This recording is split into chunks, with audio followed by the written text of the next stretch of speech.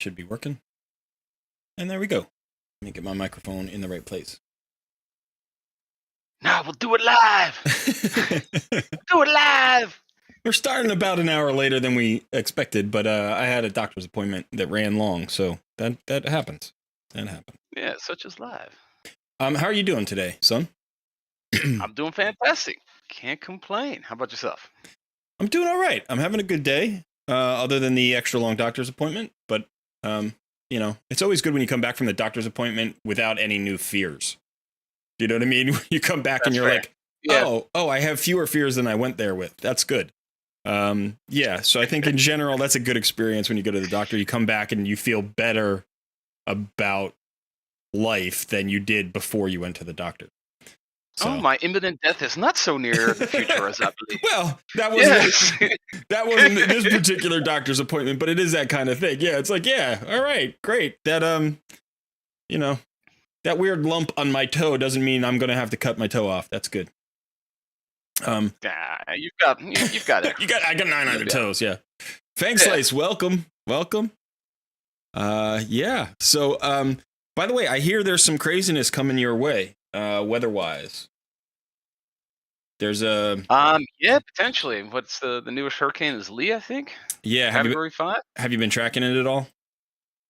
I started tracking it a couple days ago. I haven't really seen much recently as far as the projected path. I mean, yeah, they said it wasn't going to really, odds are, hit us, but you know. Yeah, I think what I've learned about hurricanes is you never really know until it's pretty much there. You know. That's true. I mean, it sounds like right now it's in between. It's like going to pass Puerto Rico and head up the East Coast. That's sort of the projection, but they don't know it's slowed down. It's picked up speed a little bit. So it's now Category 5, which is scarier. But yeah, you know, hopefully the people in the islands don't get hit too hard. Puerto Rico's still recovering from the one from like 3 years ago or whatever it was when they got slammed. So I'm yeah, sure Puerto Rico is constantly recovering from hurricanes. Yeah, unfortunately, it feels like that way over the last 10 years. It does feel that way. I visited Puerto Rico. I went there on a vacation in like, I want to say maybe it's around 2000. I don't know if it was like 99, 2001, something like that. And they had a hurricane the year before, and the beaches lost all their sand. So all the sand got like sucked out into the ocean. And so all of the big, beautiful beaches, like on one side of the island, were basically, they didn't exist anymore. They were, I mean, there was a waterfront, but there was like no beach. And, you know, so at the time I was like, you know, we were just visiting and it was like, okay, that's fine. You know, it's like, obviously this is a much bigger deal for the people who live there. But, you know, places like that rely on tourism. And so it didn't seem like there was a lot of damage, but we have a family friend we actually have two family friends, both of whom live in Puerto Rico. And the last one was very, very bad. And in fact, one family was without power for almost 6 months. Yeah, so that was crazy. So yeah, that was, what was it? What year was that? That was before the election. So, yeah, it might be going back a few years now.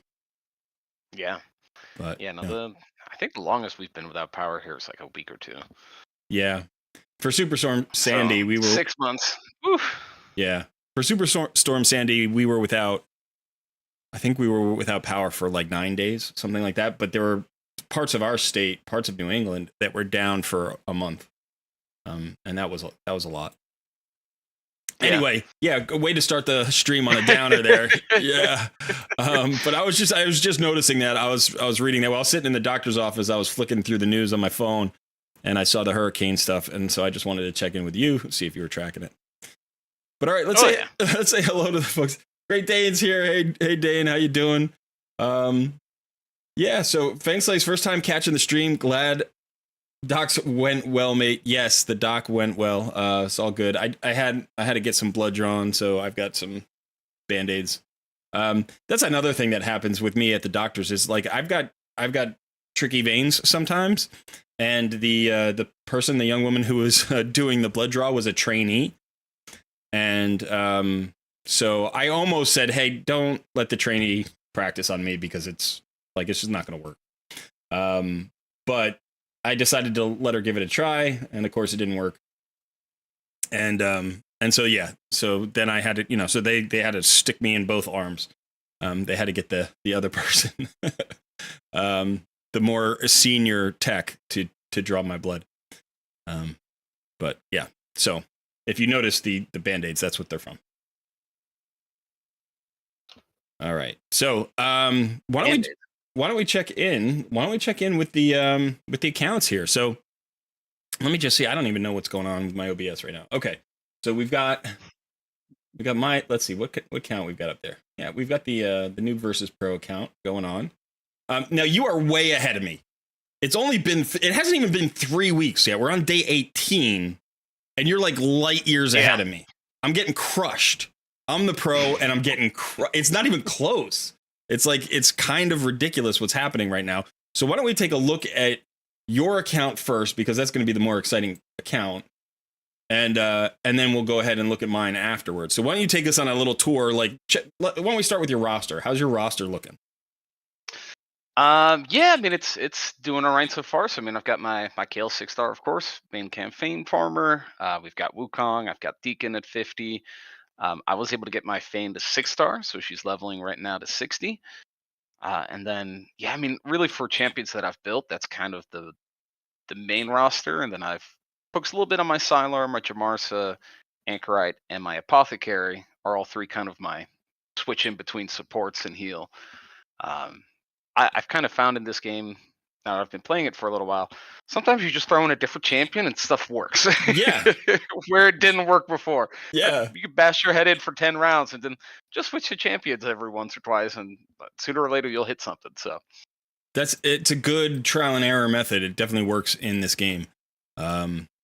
Especially because like sometimes early on you don't have a lot of options. Do you know what I mean? It's not like you can go into the bag of tricks and pull out 17 different legendaries who have all kinds of crazy kits. You just I'm going to swap out this level 40 for this other level 40 who maybe does something different, and it's like you just see what happens. So have you found that any of the particular champions that you've built, or maybe any of the champions that are like, in that rotation, have any of them piqued your interest? Have any of them like started to come to the forefront and like, oh, this is a really helpful champion in a lot of places? So I would say Wukong has probably been the biggest difference in progression, which I wasn't expecting. Okay. That 3-turn revive, there are so many different dungeons. I mean, even in Doom Tower, where he dies, they start focusing my kill. He comes back up, they stop focusing kill, and he's just able to clean up. Whereas if he didn't come back, my progress would have been stuck 3-4 levels below that. Right. So getting to that 3-star ascension was really important. Yeah. Oh yeah. The revive, that's essential. I mean, that guy that pushes it a lot. Yeah. Outside of that, man, I'm really enjoying my Fane. She's getting up. She's getting up there. We'll keep grinding and hoping for some good pulls today. Oh yeah, we got pulls coming up today. We're definitely gonna be pulling. Yeah. I'm still working on my sacred shard, so it might be a little bit of time before we do any shard pulls. But so yeah, I want to ask you about Fane, because I've never pulled. I pulled Fane relatively early in my last account, actually earlier this year, and but she was like my 5th or 6th 6-star. She wasn't my 2nd. Do you know what I mean? So at that point, I already sort of had a core team built.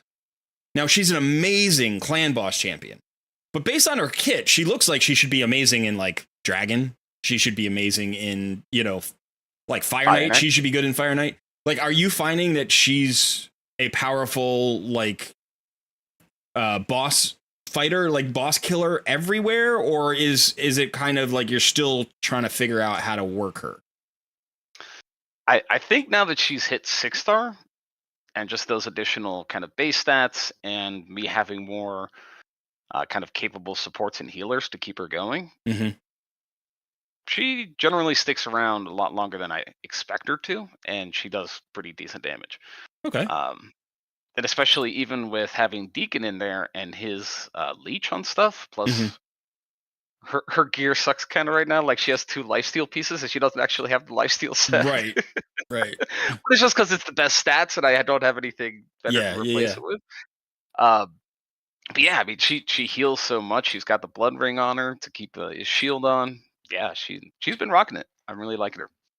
And once you could get her an amulet, that she's going to get stronger there too. Yeah, Fane is one of those damage dealers that is like an all-in-one damage dealing solution for a boss, which is she's like insanely good. We were talking about this earlier. Where we're like, I'm going to need to make some pulls. Like the only way I'm going to make up ground on you is if I get some pulls. And we were like, I was like, man, I really need a really good clan boss damage dealer. Like, who could I get that would be better than Fane? And there are no epics that are better than Fane at killing the clan boss. There aren't. There are no epics where now you can go different routes. Like you can find somebody who's maybe a better poisoner, or you can find an HP burner. You can do other things. You can find people who are maybe close. But like, I don't think there are any epics who are better suited for the clan boss than Fane, because her base attacks, like her straight up damage, is good. It's not phenomenal, but it's strong. On top of that, she brings a weaken, she brings a decreased defense, and she brings a decreased attack, which are the three most important debuffs for clan boss. So now it's like the decreased attack allows you to live longer. The decreased defense and the weaken mean everything hits harder. And then on top of that, she brings poisons. yeah, and poisons as well. I was about to say. So it's like she has literally the perfect kit. So I'm trying to think of like champions that I could pull that would help me catch up to a Fane powered clan boss team, right? Because first of all, you've got the same supports that I do, right? You have Deacon Armstrong and Jamarsa, but then you have also pulled your apothecary and an anchorite, both of whom are excellent clan boss supports. So you really have like a better support pool. And then you have the better clan boss damage dealer. And then you have the better starter champion for dealing damage to the clan boss, because I went with Athel and you went with Kale. So I'm like, what could I pull? It has to be a legendary. I have to pull a legendary, and it has to be like a very good legendary for me to like. I'm thinking like it's got to be like a Bad El Khazar or a Corvus, or it's got to be somebody who's good everywhere plus great at clan boss for me to start thinking I'm going to catch up. So realistically, you're at least 7 or 8 days ahead of me on the Arbiter missions. You've already got your second 6-star. I don't have that. And you're at least 2 tiers above me in terms of like being able to go after clan boss keys. So it is it is not looking good for the pro right now. Yeah, I mean, I'm doing pretty good, and I think as well. Like for example, the clan boss, I switched out Jamarson out to Anchorite, but also because he gets that 30% increase crit rate and crit damage for my entire team. Plus, he can extend that. It definitely helped. I don't think it's where it should be for the champions that I have, but it's doing all right. And I'm pretty far on the missions. Push the dungeons up further. Yeah, let's see. Where are you on Arbiter missions? I know you're into the third. Number 178. Yeah, right now I'm just waiting on the Void Keep to open. You're at 178. From there, it's pretty much a straight shot. I've got quite a lot of it done already. Yeah. I'm getting crushed. And it's funny because we'll be excuse me. It's funny because we'll be playing in the evening, after work is done, and we'll just be chatting, and you'll be like, "Hey, what about this? Oh, what can I do here? Oh, how can I progress over here?" And I'm just like answering questions. I'm just like, "Oh, you should try this, or don't do that. That's that's not super effective. Go this way." And in the meantime, I'm not even thinking about it because I'm just playing the game, and this is what we do all the time anyway. We chat about games, we play games together, we theory craft, we mess around, we do whatever, we have fun. So it's like to me, it's just playing with my friend, playing a game in the evening, and he's got a question about something I know about, so I just answer it. And then in the morning, I wake up and I look at the progress differential, and I'm like, he's kicking my ass. It's not. I'm like, what am I doing? I gotta start pulling back a little bit. I gotta start holding back some of these nuggets. Like I have to make you watch the videos, and that's the other thing is like you've literally watched every single video I've made at this point. Yeah. You have to because you edit them. So it's like Yeah. you're already getting all of that information, and now you're like using me as like a resource and should say, oh, hey, what about this? Hey, what about this? So it's like it'd be one thing if you were playing it like a noob, so I could catch up on your mistakes. But I'm not I don't want you to make mistakes. I don't like it that you like. I don't want my friend to be in raid pain. I don't want you to be in raid jail. I want you to like crush it. I want you to crush it. It's exciting for me to see you going out there and having fun in the game and making progress. But the whole concept here was noob versus pro, to see how the noob does versus the pro. And we should just call it the noob. Because like, what am I doing in this video series? I'm over. I've got nothing going on. Oh. I mean, that could all change today. We'll see. Or it could further extend my lead. Yeah, you could pull something and I could get nothing again. I do think there is value in me getting nothing, actually.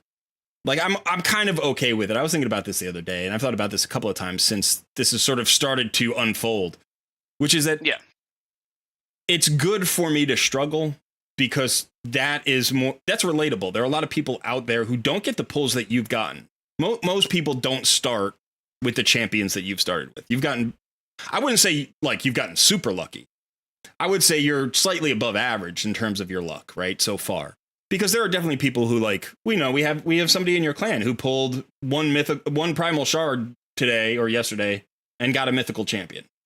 So it's like there's that kind of luck, which is like ridiculous game breaking luck. And you haven't gotten that. Islan on an ancient shard. Yeah, somebody pulled one ancient shard and got the Strategos Islan, which is, fantastic. And we were talking about this last week on the stream. We were like, Strategos Islan for you would be phenomenal. But now somebody else has pulled it from an ancient shard, so you're probably not going to get him today. But you never know. We could say that would be a great champion for you. But my point being, I guess, that like you've had good luck, above average. Like, you've had above average luck, and I've had below average luck. And I think that contrast is actually pretty good. And I'd rather it be that way than the other way around. Because if you had below average luck and I had above average luck, this would be a silly video series. Nobody would, it would be like, who cares? Why? I was like, the pro is crushing it because, well, he's got all the pulls. So it's like, if you want to be good at raid, just pull well. Just pull well, yeah. Just pull well. I mean, it says a little bit to me as well. I mean, I've had some good pulls, and as somebody said in the chat, Bryce, he said, well, it just shows you're a good teacher, man. That's true. That's true. I appreciate that, Bryce. Thank you for that. That is very nice of you. And the other thing is also that Sun is a good student. He's the kind of guy who's going to learn on his own. So he doesn't just ask me like, how do you do this? How do you do this? How do you do this? It's not like that. Like, he'll go out there and figure out stuff on his own. He'll experiment. He'll come up against a block, and maybe he'll go into his clan chat, or he'll go watch a video from somebody. And then, he'll come and ask me a question. Or if it's just a quick question, he'll ask that to get it out of the way. But he's not the kind of player that requires hand holding. You're a self-starter. You learn based on doing. And I think that's important as well. It's okay we all need coaching, and we all need help, and we all need somebody to ask questions of. Like, we all need that regardless of how expert you become. Like, I still ask questions all the time. I try to find really experienced players. There are some in our Discord community. I've learned so much since we've started our Discord community, and we did that after I started the channel, right? So it is that kind of thing where everybody needs somebody to be able to go to and ask questions. But it's good to have a good list of questions. Like, if you're just asking questions you could find a quick answer to on the internet in 5 minutes, why? That's not that good. If you've gone and done your research and you've tried a bunch of things and you're like, I'm still stuck here, what can I do? That's when it's good to have somebody who's got more experience and more knowledge. And that's when you want to start asking questions. Yeah. And I think another thing is, sometimes it's just playing the game. Like, I've definitely hit points where I'm stuck. I think I sat on the first level of Doom Tower for 3 or 4 days, and I was like, you know what? I'm just gonna run some stuff, and then I'm gonna look at gear, and I just made incremental upgrades to, what was it, Deacon, Fane, and then 2 of my healer, Jamarsa and Anchorite, and then all of a sudden I pushed all the way to Bommel. Right. I haven't beaten him yet. No. I haven't even gotten started on that, but Oddly enough, you might have a team that could kill Bommel. Even without a real Bommel solution. You don't have a Bommel solution, but there's sort of a team composition that can work. And one component of it is a reviver. So you have a strong Jamarsa who can survive the bombs. When your team blows up, you can bring back you have an AoE reviver, right? So we both have that. Yeah. You also have a cleanser who's got a big single target heal, which is really nice, in Anchorite. You also have the opportunity to get a decreased defense and a weaken on the boss, which means that boss is going to take more damage. That's your Fane. You've got your hard hitting starter champion. And then you've got your Deacon who's going to move everybody along. So depending on how fast you can pump out damage, if you can kill Bommel before he gets 2 rounds of dread bombs, that's the early game Bommel solution, is to literally out damage him. And if you need a revive to like make that happen to get 2 turns, that's what you use. So you actually have the right team. It may not be strong enough yet. Yeah. You may need some more gear. You may need another 50 or something. Yeah, I get him halfway, and then I just get Instigid, and then right. And then if your Jamarsa dies, you don't have that revive. But imagine if everybody died, but Jamarsa lived, right? If you're getting him that half damage, that means you would get another round. You could take off the other half of damage. You'd be done. So, all right. Well, now I'm going to show my account because my account's pretty. In comparison, it's pretty sad. Watch me farm campaign. It's pretty sad here. I'm surprised nobody's been like, why is he farming this stage of campaign instead of 12-3? Well, we're both trying to get sacred shards, right? No, so I'm actually farming this because there's a champion drop in here for the next fusion. Whoever's after just this year, just whatever his name is. Yeah, for Relic Keeper. Right. Yeah. And then also I need percentage attack 4-star chest piece, and that's what this stage drops. So gotcha. Triple dipping. Plus I'm farming my food. He's learning. He's learning. Yeah, that's awesome. That's great. All right, so I'm gonna walk here through my account.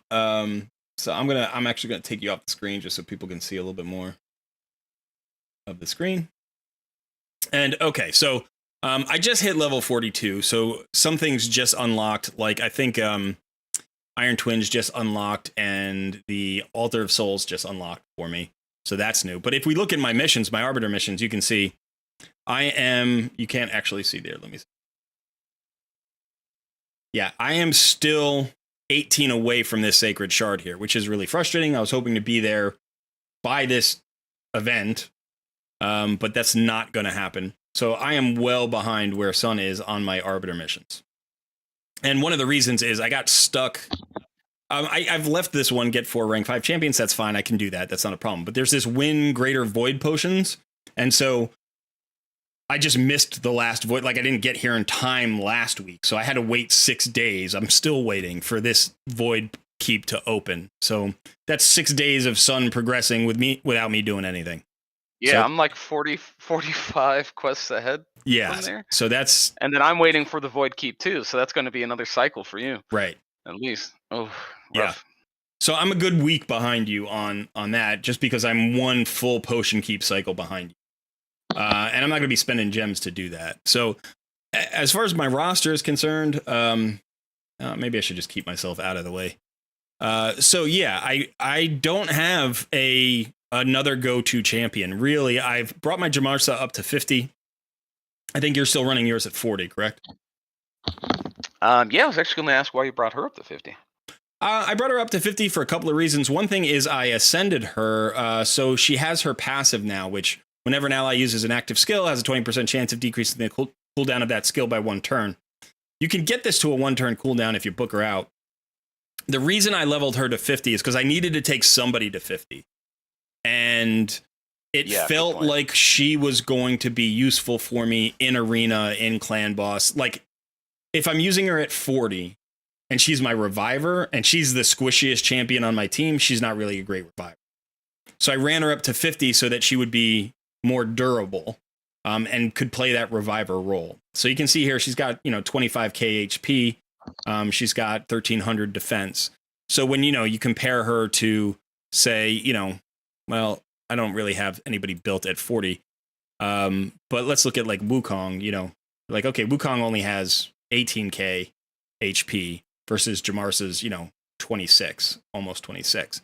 So he's got less defense, obviously. So like she's relatively tanky. And I've also had a thought, which is I would like to go after Chronum. So I need 4 referral accounts to get Chronum, right? I need this third one to go and complete. And then I need to get 3 more. And there are a bunch of sacred shards sitting here just out of reach as well. But so I need to go and complete all of these. And if you get Chronum, let's see if I can show Chronum. Chronum and Jamarsa are a duo.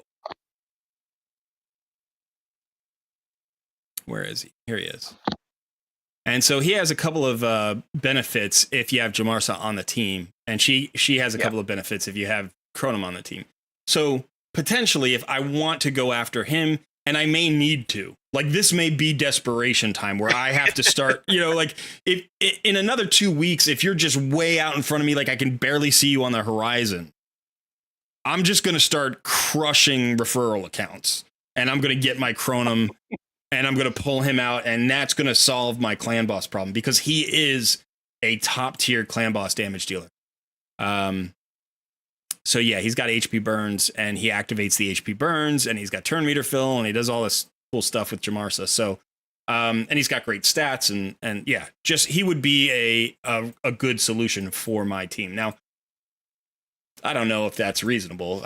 Do I really have the time to play 4 more referral accounts? Probably not. But so that's a thought in terms of trying to make up. I shouldn't have let that secret out of the bag, but you asked why I leveled Jamarsa, and one of the reasons is because maybe I have to go after Chronum. What you mean to say is I need to go crush some referral accounts right now and get that guy ahead of you. The funny thing is, I knew as soon as I start doing my referral accounts, you're going to be like, I've got 2 more referral accounts than he does. I can get to this guy faster. So yeah, and this was a question in the chat, but I'm pretty sure I saw. So your Jamarsa is running. She's running a shield set, right? Shield and speed. Yeah. Yeah, she's running a shield set. And there's the answer to the question. Yeah, now this is not the best shield set here. She's got defense on the chest plate, but this actually reminds me because I've been meaning to look at this. I've got some other shield pieces that are better. So I've got this piece here, which is better. She doesn't really need accuracy, but this would give her more speed. And it would give her significantly more health because it's a 5-star versus a 3-star piece. So I could do that. I also have 4-star speed boots, which I would lose the speed set, but these boots are HP. Now, I don't know that I want to lose that, right? Like I would be faster, but the shield would be smaller. So I have to kind of figure out what to do with that. If I can find like an HP percentage chest plate, then I could swap the boots out, maintain the HP, and get faster. And that's what I would like to do. But at the very least, I'm probably going to swap in this helmet at some point. And we'll see what happens with, moving forward. But she gives me a nice big shield, which is very useful in places like Dungeon Waves and Doom Tower. Yeah. So it's, not helpful against Clan Boss, but yeah, I put mine in Relentless. Okay. Extra turn. All right, so I'm going to get in here. Yeah, Relentless is a good set on her, I think. Let me get in here. I have to keep 3-starring stuff. I need energy. That's why I was probably. Let's figure out what we want to do in terms of energy. We'll pull that. That'll be good. All right, I want to get in here and keep pushing for the Sacred Shard because as soon as I get my second Sacred Shard, I think we'll pull Sacred Shards. Yeah, sounds like a plan. Yeah. So, this is brutal at this point. I'm hoping that Deacon is strong enough to get me through here, but if not, I'll figure out something. But what stage are you at? So I think I'm on chapter 7 here, but I have chapter 8 done, so I just need 7, 9, 10, 11, and 12. I guess I'm not as close. I'm not that close. It's gonna be a little while, but probably in like an hour we'll be able to pull. That's not too bad. Yeah, it's not. So let me get into chat because I haven't said hello to everybody, and chat's been going on.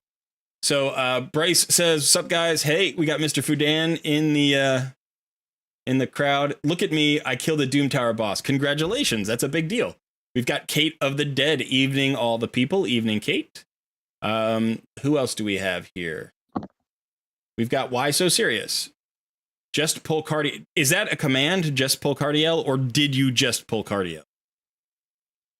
I think it was talking to you that you just need to pull cardio. Oh, I need to pull cardio. Okay. Okay. We got Steve. Afternoon. We got Tomas.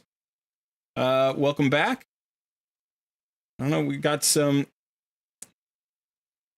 Mr. TZD Gaming.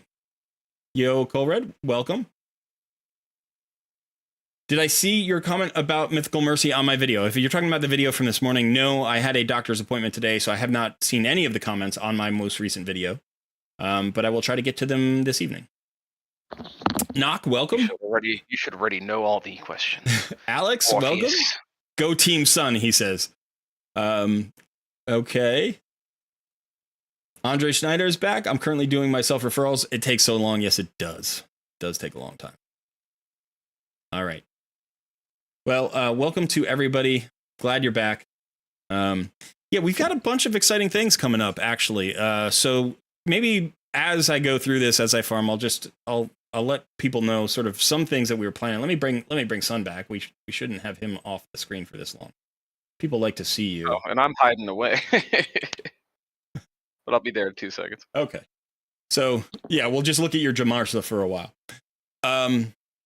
She's looking good. So yeah, we've got some exciting developments coming up. At least we think people will be excited about. We're excited about it. So one of the things we've been talking about is doing a second live stream on Tuesdays. And so we think that we're going to start that this upcoming Tuesday. We're going to try to do a second live stream. I know we did the full week of live streams. We did, the NOOB vs PRO. That was a special event. So that's not going to happen very often. But we are going to add a second day to the live streams on Tuesdays. And Tuesdays, we're going to focus not on NOOB vs PRO so much, but we're going to focus more on coaching. So we're going to open up the services to people who are interested in coaching, maybe takeovers, stuff like that. So we're going to be doing that soon. We don't have all the details ironed out, but if you are interested in an account takeover or in a coaching session with me, then that will become available probably starting, like I said, we're going to try to do it for this Tuesday, but we got to get all the details ironed out this weekend. So we'll see if we can do that. Or with me, because I'm the new pro. That's true. You if you want to request a coaching session with Sun, you may do so. And I will give you all the non-advice. Yeah. But so that's exciting. I've been wanting to do that. I enjoy coaching. I coach in a lot of endeavors in my life. I've been an athletic coach. I've been a performance coach. I've been an academic coach. I've been a career coach. So I've done all of those things. I've been a writing coach. So coaching is fun for me. And I think it's something that hopefully I'll be able to, add to the repertoire here. And that'll be something that people can get involved with. But in addition, we're just hoping to maybe go through a lot of the topics in our live stream that people are asking questions about behind the scenes. So there are people who are asking questions about clan boss speed tuning. There are people who are asking questions about arena stuff. There's, I'm struggling with this Doom Tower boss. I'm struggling with Hydra. I'm struggling with, getting to stage 25 of Spider or whatever it happens to be. So, every week we hope to take on maybe one or two of those questions. Our live streams, we're going to try to hold them to 3 hours. Sometimes they run up to 4 hours, but in 3 to 4 hours, hopefully we can get through maybe two coaching sessions with people, maybe 3. And that would be a fun way to kind of mix up. So, Tuesdays we would do, we're thinking about calling them Takeover Tuesdays.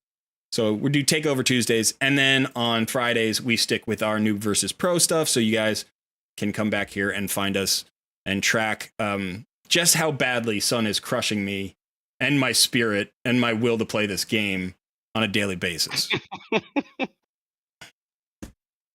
Like, Man, you better not. If you beat me too badly, I'm just gonna quit YouTube. I'm just gonna hide. I'm just gonna go back to my old job, and be like, screw this. No, I won't do that. Nah, teamwork. We got this. Yeah, we got this. My victory is your victory. Right, exactly. So anyway, if people are interested in that stream on Tuesday, so that's going to be something that we're doing. And again, if anybody is interested in coaching sessions or takeovers, we'll have the details up in our Discord community. So if you are not a member of the Discord community, you will want to join that. The link should be in the description of this video, I believe, but it's all over our YouTube page. There's like 7 different ways you can get there. So, yep. Let's see. All right, I'm going to look at some comments. Den asked a good question. Who did? Den of Chiloan. Oh, there we go. Just started the game, but seriously overwhelmed with the collecting mechanic. Without YouTube research, how would I know what champions to keep and not to keep? Yeah, that is a good question. And the answer is tricky, I guess I would say. Because if you're an experienced gacha game player, you may have familiarity with sort of the different rarities of champions and the different roles of champions. But if you are completely new to gacha games, then yeah, squad builders and gacha style games can be a bit different than, say, other RPGs. But you can take some of your gaming knowledge from other places and bring it here. So for instance, if you've ever played an RPG or an MMO, you might know about like the holy trinity of MMOs, right? Which is like tank, healer, DPS. And so that concept works here as well. You need somebody to do damage and end the fight. You need somebody to sustain your team and keep them alive. I think the thing that's really different about this game than some of those games is how important speed is and how important accuracy is. Yeah. So you need to adjust to that mentality, right? That you need speed and accuracy. Now that doesn't come with a particular champion. That just comes with sort of understanding how champion types work. So if you have a debuffer, you need accuracy, and then everybody gets stronger with speed, basically. So how do you know who to keep? Yeah, you do your research. Don't throw anybody out until you're sure. Basically, don't consume anybody until you're sure. Or just forgive yourself. Like, give yourself a lot of leeway to learn. And just know you're going to make mistakes. And sometimes you're going to level up a champion that is not very good. And sometimes you're going to feed a champion that is excellent. And you're going to miss out on that champion. But if you're worried about being perfect, then, you're not going to have much fun in this game. You need to allow yourself to be imperfect. Anyways. Yeah, and nobody's perfect anyway. You're right. That's a good point. Yeah. And I mean, I would say maybe another thing to look out for is just the different types of effects. Like I've had it happen. I think it was even earlier in the Arbiter missions where it was like I needed a anti-heal or whatever that's called. And I got past several missions because I just happened to pull an uncommon and was like, oh, this has that thing I need. I leveled it to 20, let it do its job, and then I fed it. So even just keeping an eye out for little things like that where if you hit a mechanic and you're stuck, you might just find a champion that's not that great, but has the anti-mechanic to it, and then you can get past it. Yeah. I just want to shout out. We got a super chat from Great Dane here. $2 celebrating my free-to-play pull. Let's go. Why don't you tell everybody about your pull, Great Dane? Who did you pull? Who did you pull? I want to know. He did it. I know who he pulled, but I want everybody to hear who he pulled.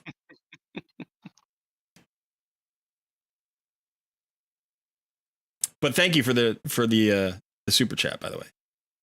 Yeah, you pulled the mythical. I'm not sure how to pronounce his name. Arbaeus, maybe? I'd like to say Arbaeus. Let's go ahead and take a look at Great Dane's insane pull. So Arbaeus is, I believe, the Sylvan Watchers. Yeah. Yeah. So Great Dane has pulled this champion. I'm assuming you just did this on one primal shard. One of your free primal shards, you got Arbaeus, the Stone Throat. By the way, I will not be pulling my primal shards on this account. I'm just going to save them. Because that would be sort of more than I think is reasonable. Like if Sun just keeps getting further and further and further ahead, and I'm Oh, like, wait, I desperately need a hold on mythical now. champion, maybe then, but probably not. I just don't think it's, it makes sense. I'm hoping that Sun actually hits on his mythical champion, because then if he gets one, maybe I can pull mine. Okay, so 2 things really quickly. One, I know we talked about you're going to keep him on your main account, but not in this one. Yeah. But 2, I don't know if you saw the latest raid update. They are going to do 2x events on them, They are. but they're not going to 2x the mythical champ rate. They're going to 2x everything else. Yeah. You're going to get a higher chance on epics and legendaries, but mythical will stay 0.5. Sometimes Plarium's incredibly stupid. I mean, sometimes they do the stupidest shit. I read that, and I love in the post they were like, as you can see, you can now find primal shards in your daily login. And then I went to go look at the daily login, and I couldn't find any. I couldn't find it. Then 271 plus days, there's one primal shard. Yeah. I'm like, you want me to play for a year before I get one primal shard? That's absurd. I mean, fair. I'm going to play anyways, but I thought that was they were so matter of fact. Every time they do something nice, every time they do something good, they literally do. They say like, here, we're gonna give you something. Here it is. Ah, no, you can't have it. It's like, now. You know what it reminds me of? You ever see the movie Dodgeball? Yeah. You know the movie Dodgeball? So in that movie, what's his name? The guy who plays like the villain. Who's the actor? He was in like Meet the Fockers and all that. What's his name? Ben Stiller. Ben Stiller, right? Ben Stiller, at one point, he's in his office and he's got like a donut, and then he's got like an electric battery hooked up to his nipples, right? And he's like, as he's going to eat the donut, he like shocks himself so he won't eat the donut. And I'm like, that's what Plarium is. Ridiculous. They're constantly like, here's a great donut, here's a tasty treat, zap, and they can't just be nice ever. They can't be nice ever. They just always have to say, like, if I'm going to give you something, I'm going to take something back. Or I'm going, and it's like, really, you're going to do a 2 times event on primal shards, but the mythical champions don't double. That's the stupidest thing I've ever heard. Like, don't do the 2 times event. Do not do that. Nobody wants that. Nobody's asking for that. Nobody's happy with that. All you're doing is pissing people off. Like, we would all be like, yeah, of course, there's no 2 times event. We would all say that. We'd be like, yeah, we hope someday they'll make a 2 times event, but we don't expect it.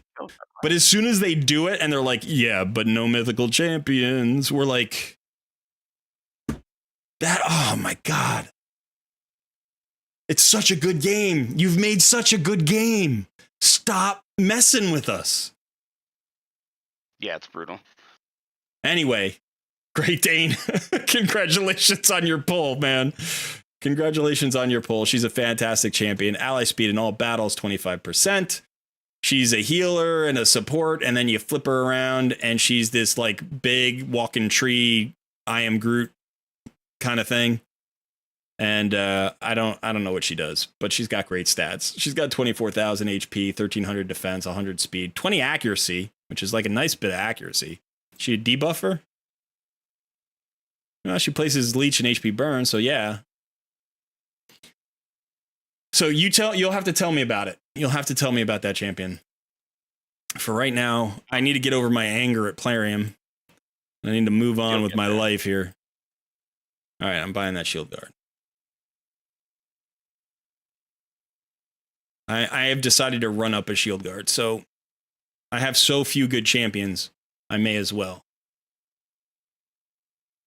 I got to keep pushing. I don't see why not. I got to keep pushing. All right, so let me get this started, and then I'll go back in a chat, and we'll check out chat. Oh, am I still hidden away? Oh, I wanted to say one. Yeah, let me get you back up there too. Sorry.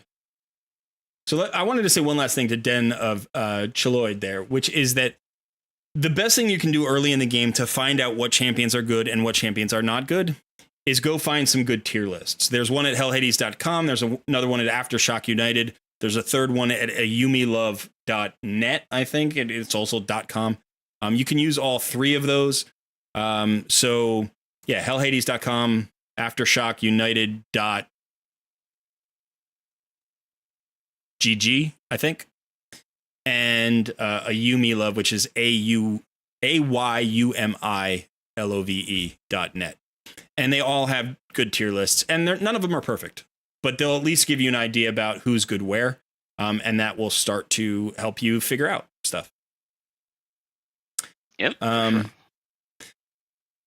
I know the basics, so been keeping any rares and using the commons and uncommons for food so far. Seems to be a mountain of things to do. Start to feel myself getting addicted. Got a 4-star Kale. Good for you. Good for you. Not Cinderella says, way to go, Dane. Yeah, we're all jealous. Did anybody else happen to pull a mythical champion? That would be crazy. I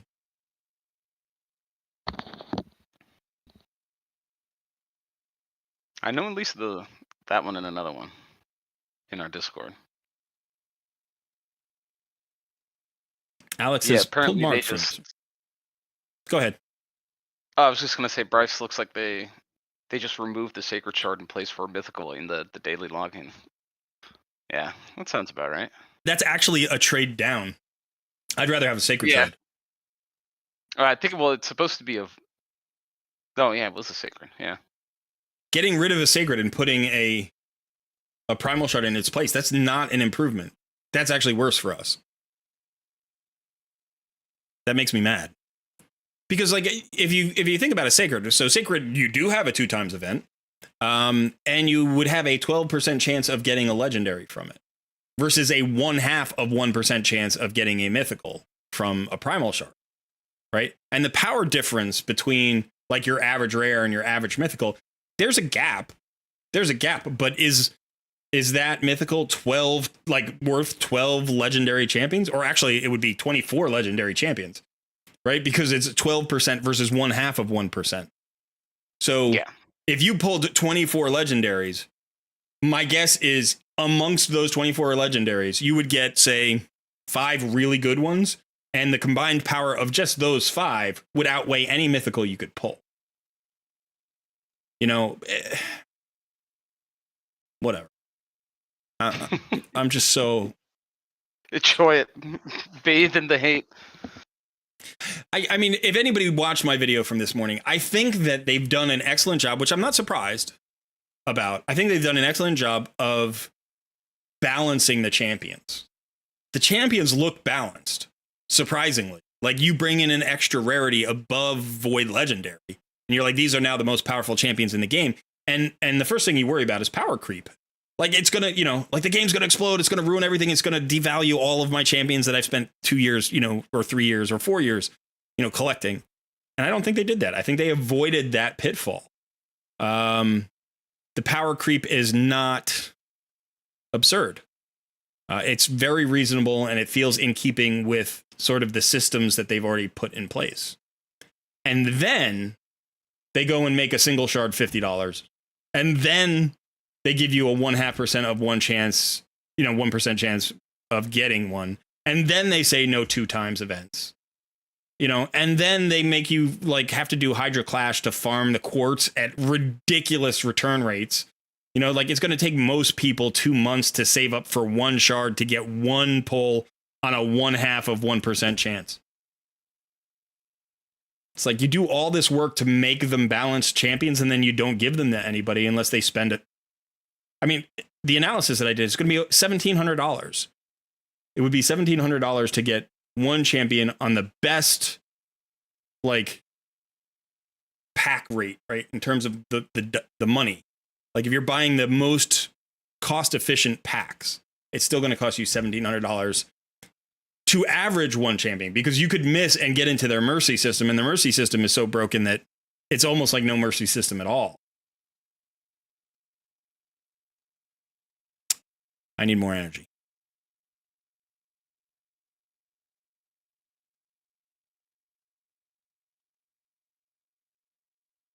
So yeah, I don't know.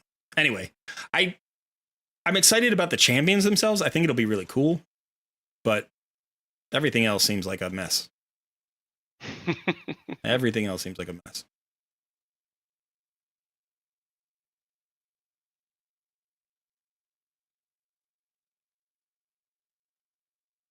All right, let's go back to chat. Let's see what people are saying. Oh, people are saying there wasn't a sacred that was replacing. It was just. And Hammerhawk says the sacred was taken out earlier because bots were having a field day with it. That makes sense. Can't have nice things with all these bots. No, I mean, you can buy starter accounts now with like duchesses on them and stuff. So, $2,500 according to the pack in shop for guaranteed mythic. It depends on the price point. So if you're buying from the main shop, which nobody buys from, like if you're not buying a specialty pack, I'll show you. I think somebody mentioned that in a comment, that you actually get multiple shards from that. But I'm not sure if they were talking about something else. Oh, you get 5 shards from this pack. Okay, I thought it was 1 shard for $50. It's 5 shards. Yeah, but they only show 1 in the picture, so. Yeah, that's weird. What's this? That's 1 shard. So, I mean, it looks just like it, right? And this is 1 shard and this is 5. Okay, so at 5 shards, we're talking about $10 a shard. Right, $10 a shard. You need 200. You need 200 to average a mythical champion because it's a 1/2 of 1% chance. So yeah, at $10 a shard, 200 shards, you're looking at. Wait, did we say 200 shards? We said 200 shards, $10 a shard. Yeah, not $100 a shard, $10 a shard. So that's $2,000 based on this pack. Now, if you come in here and you get, if you get this pack, right, this pack drops it down to $8, just over $8. So then you can save a little bit of money here. And so I think based on this pack, I was looking, it was about $1,670 or something like that. So basically $1,700. And that's if you don't miss and get into the mercy system, which you could with that low percentage. Like the lower the percentage chance per shard, the higher the chance that you will get into the mercy system. So it's very likely that, you know, people will be pulling 220, 240, 270 primal shards before they hit. Like that's going to happen to people. Ooh. And when you're talking about $10 a shard, that's an absurd number. That's an absurd number. And it would be one thing if you could supplement that number in the game in a reasonable way, but there's no real reasonable way to supplement. So a little bit, I mean, obviously this is the big news that's going on. A little bit disappointing. Not surprising. The one upside to it, I think, is the fact that, like, if you look at when skins launched and you look at when Soulstones launched as packs, those prices have come down.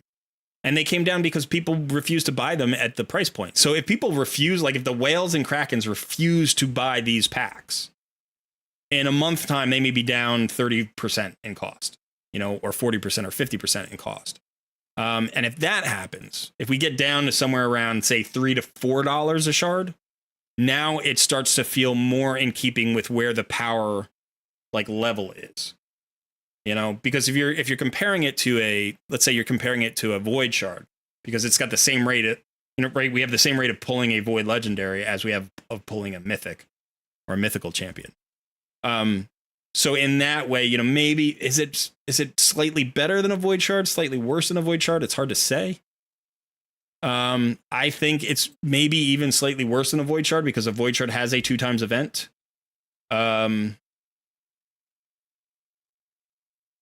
Yeah, you know, maybe it's slightly better because you have an opportunity to get legendaries at a slightly higher rate or epics at a slightly higher rate, so you get more chickens.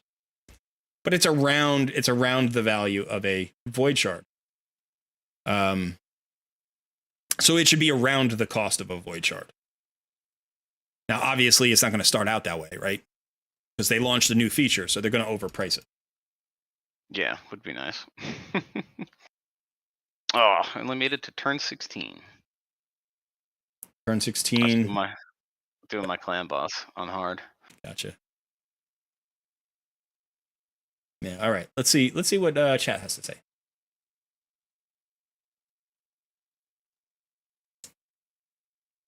Being new to the game, if Plarium would have made mythicals absurdly more powerful than legendaries, then it would make me that much further away from a powerful account. Maybe. I mean, here's the thing about the mythicals is I I almost don't care that they exist. I don't expect to ever get one, and I don't expect to ever need one. So who cares? That's almost how I'm feeling. I would like the new cool shiny thing. I would. That would be great. You know, but as a free-to-play player, like, I've got 3, maybe 4 viable void legendaries. And I'm doing everything. You know, when I say that, I say 3 or 4. I've pulled that many, right? I've gotten more from, I've got Mithrala, I've got Lydia. Those are viable void legendaries that I've gotten for free.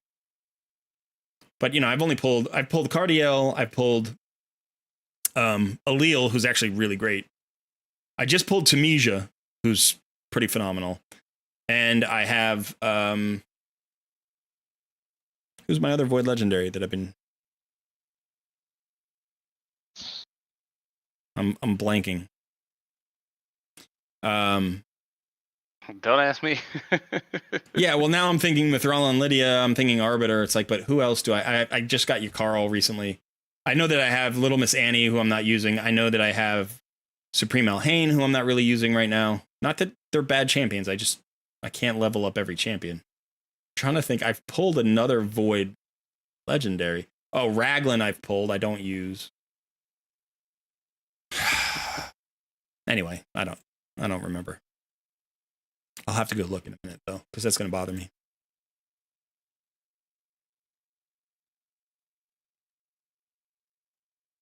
All right. But yeah, so I mean, you know, you don't need the highest and best champions to do the job. Like, you can get the job done with rares in a lot of cases. There are people who do challenge accounts with uncommons or rares, or just like, you know, an alliance, only these 4 factions. So you don't need access to everybody to do well in this game. And so I kind of don't care about the mythicals. I'm like, it'd be fun to have one, but if I don't have one, it's okay. Yep, I'd agree. Brian Carmona says, spending in Raid Shadow Legends is like investing in this economic that will soon will go worst. Not worth it. So easy to play a game without spending and having fun.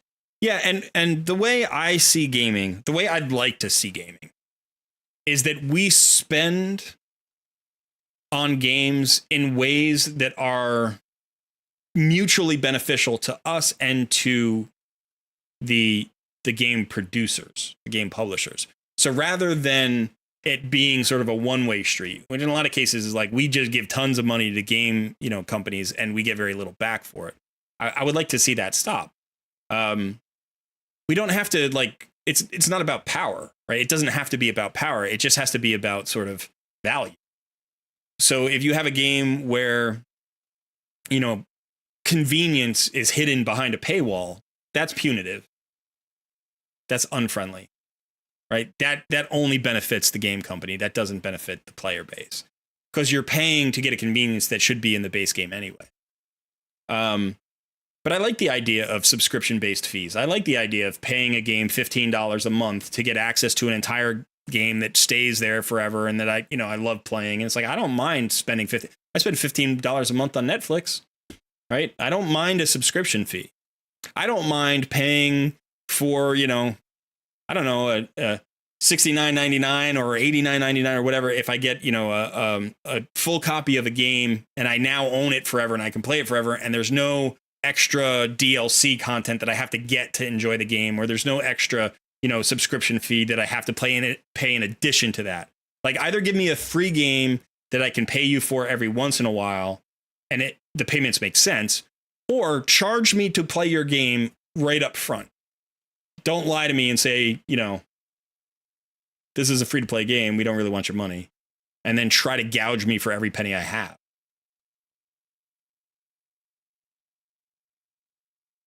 That's how I feel about it.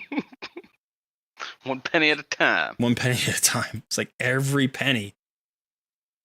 Sometimes I feel that way. Sometimes I feel like game publishers are trying to hold gamers up by the ankles and just shake out their pockets. Like, I know you have more money. It's like, I don't. $2,000 for a champion in a game with 800 champions? Are you insane? Like, what the hell are you talking about? Now, give me more money. You have more money. I don't have any more money. And if I did have more money, I wouldn't spend it on your game because you're a jerk about it. It's like, I don't want to give you money. I want to give money to people who, you know, give me something in return. I say that as I'm playing their game free for 2 years. You know, I am saying that. All right. Farrakhan is a specialist. Deacon is a generalist. Depends on what you need more. Deacon is, yeah. Farrakhan is great for clan boss if you need him for clan boss. He's also great for a blender composition in arena if you want him for that. He's a very good champion. Deacon is a top 5 epic in the game.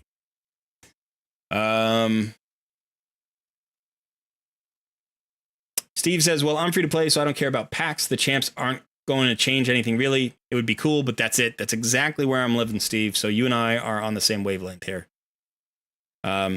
Except when I start getting into a subject, I can get angry about it. It's like, I'm not angry about it. You're working yourself up. I'm not angry about it. But the more I think about it, that like monetization in games as a topic is incredibly important to me. And I think we need to talk about it more. Not just raid. It's not raid. It's not Plarium. They're not the problem. They're a symptom of a problem, right? It's like if they were out here just not charging us money and there were all these other gacha games that were charging boatloads of money and they were getting it, and then Plarium would be throwing away money. That's what literally they would do. I mean, obviously it's working. The game is extremely successful financially, you know? Now, it shouldn't work. Right? It shouldn't work, or it should work in such a way that, I don't know, maybe we empower this, you know, maybe we empower this too much. Like as a community. And so talking as a community, as a community of gamers, we're better off. It's all our own doing. Yeah. I mean, that's how I ended I know it was a very long video this morning, but if you got to the end of my video, basically what I did is I appealed to the Krakens and the whales and I said, don't buy these packs. Don't do it. You can help yourself and help everyone else at the same time. Free-to-play players can't determine the price points, right? What we have here is like, you know, normally in a regular market, you have supply and demand, and that determines a market price. So the cheaper it is to supply something, the easier it is to supply that in mass quantity. But if you exceed the demand, then that will lower the price. So you want to kind of like find that balance point. There's all sorts of stuff that goes into that. But here you have a monopoly. Right. So there's only one source of champions, and that's Plarium. Right. You could go play another game. That's fine. But then that would be the monopoly that you're dealing with. So we're dealing with a monopoly. And so literally the only other influence in terms of determining price point, because supply doesn't matter. Supply is infinite. There is an infinite number of duchesses. There are billions more duchesses to be pulled that players will never see because it's just a drop rate. It's a digital thing. It gets created the instant it's necessary to create it, and it takes no energy to do so. So, True. You know, we have a monopoly that has an infinite supply. So the only thing that affects the price point is the demand. And basically what they say is, you know, let's say, I don't know, there's $1,000 an hour at this price point, you know, and at this other price point, there's $3,000 an hour. Well, they'll go to that price point, and it literally doesn't matter what the price of the pack is. Do you know what I mean? So it's like, if they triple the cost of the pack and the same number of packs get bought, then they're just going to keep raising the price, because obviously the price to them is like, it's irrelevant because it costs $0 for them to make the packs. Like, just they coded it into the game one time, it exists forever now in infinite supply. So the only control we have over the market at all, the only influence we have, is whether or not we buy those packs at that price point. So I asked the whales and the krakens, I'm like, don't buy the packs. Buy no packs. Imagine if nobody bought packs for the next week. Like, not a single pack got sold. If the entire community just boycotted the packs, what do you think would happen next week? Plarium goes under. Dun, dun, dun. Well, Plarium doesn't go under because they're not stupid. They're not stupid, right? They would adjust their price points. I know. When they first released skins, right? I forget who the first skin was. It might have been Arbiter. It was like 50 or 60 bucks for a single skin for a single champion in a game that has, at that point, had like 650 champions. Like $50 for a skin? Like in a game, it's not like League of Legends where the skins can like do a bunch of different animated things and like you embody the champion, and so it's a much more like role playing experience. It's literally just another champion on your squad. Uh-oh. And they give those out for free too. Yeah, and they give those out for free. So $50, and nobody bought them. Nobody bought the packs at all. I mean, so few people bought. Within like 10 days time, the price was down to like $40, and then it was 35, and then it was 30, and now it's like 10. It's like $10 for a skin in this game right now, maybe 15. It's like, okay, why? Because at 50 they didn't make any money because nobody bought it. If we did the same thing with mythical shard packs or primal shard packs and all that stuff, same thing would happen. But all right, I've got a situation here. I did not 3-star this. Did I 3-star everything else? Uh-oh. So I'm going to swap. Where are you at now? I'm in stage 12 now. So I'm going to swap in Jamarsa and see what happens here with this. Well, that was pretty quick. You got the stage 10 already? Stage 12, Or yeah. 12? All right. I did win the stage, but I wasn't paying attention to it because I was into my rant. I was ranting pretty well. Well, it sounds like you're getting pretty close, so I'm gonna make some tea. Okay, sounds good. All right, let's see what we say. Farrakhan can go with Skull Crown, Jorg, Sinesha. Yeah, that's great. Supreme Elhain, good champion, good nuker. Top 2 arena teams: Skull Crown, Sinesha, Farrakhan, Jorg, or Gorgorab, Farrakhan, Big and Ray. I like the second one. I like Gorgorab, Farrakhan, Big and Ray, but it could also be Skull Crown Ray, or it could be, I mean, for me, it would be Cardiel as the allied attacker. So, okay, that worked just fine. Let me keep looking. Mars a switch out. Yeah. Brian says, exactly. That's why when I notice any game received but never give back, I go free to play auto. Like Hulu calls me that soon they will go up, and I says, well, I love shows from them, so let's go down. I'm not, Brian. I'm having a little trouble tracking there. Well, the $8.99 is with ads, and I say, what's the problem with ads? Stop playing and give the subscription from $8.99. That is a thing. Like if you've noticed recently in the last year, every streaming service has started to put ads back into their subscription content. So you used to pay, like originally what they did is they gave it to you for free, but they gave you ads, right? And then you could pay a subscription to remove the ads. And that was the incentive to remove the ads. Now they don't give you a free subscription. You have to pay for the subscription, and they still put ads in it. And as long as the entire industry is doing that, where are you going to go, right? Or maybe they'll give you a second level of subscription that you can remove the ads on. So you get the lower level of subscription at $8.99, $9.99, or at $19.99 they remove the ads. Even YouTube does it, right? You can get YouTube Premium to remove ads. Oh yeah, I've got YouTube Premium. Yeah, I don't. I like watching ads on my own videos. Well, YouTube Premium. You know what's funny? More than ads. The day we monetized, I started watching ads on other people's channels. Like the day we monetized, I literally was like, I never watch ads. Any skippable ad, I skip immediately, unless I'm just like zoned out and I don't notice. Do you know what I mean? Sometimes I'll watch like a game, like, ad because I'm like, oh, that kind of looks like a cool game. I wonder what game that is. But for the most part, I just skip ads automatically. But the day we got monetized, like on Hell Hades, I was watching his videos. I was just watching his ads. I was watching like Viva La Dirt League or whatever. What are they called? I don't know that one. They create like parodies of games and stuff like that. It's funny. And so I started watching all their ads. I just started watching everybody's ads. Like I can sit here for 30 seconds and watch some ads. These YouTubers are putting out great content, and I should subscribe, and watch their ads. That's like my whole attitude has changed.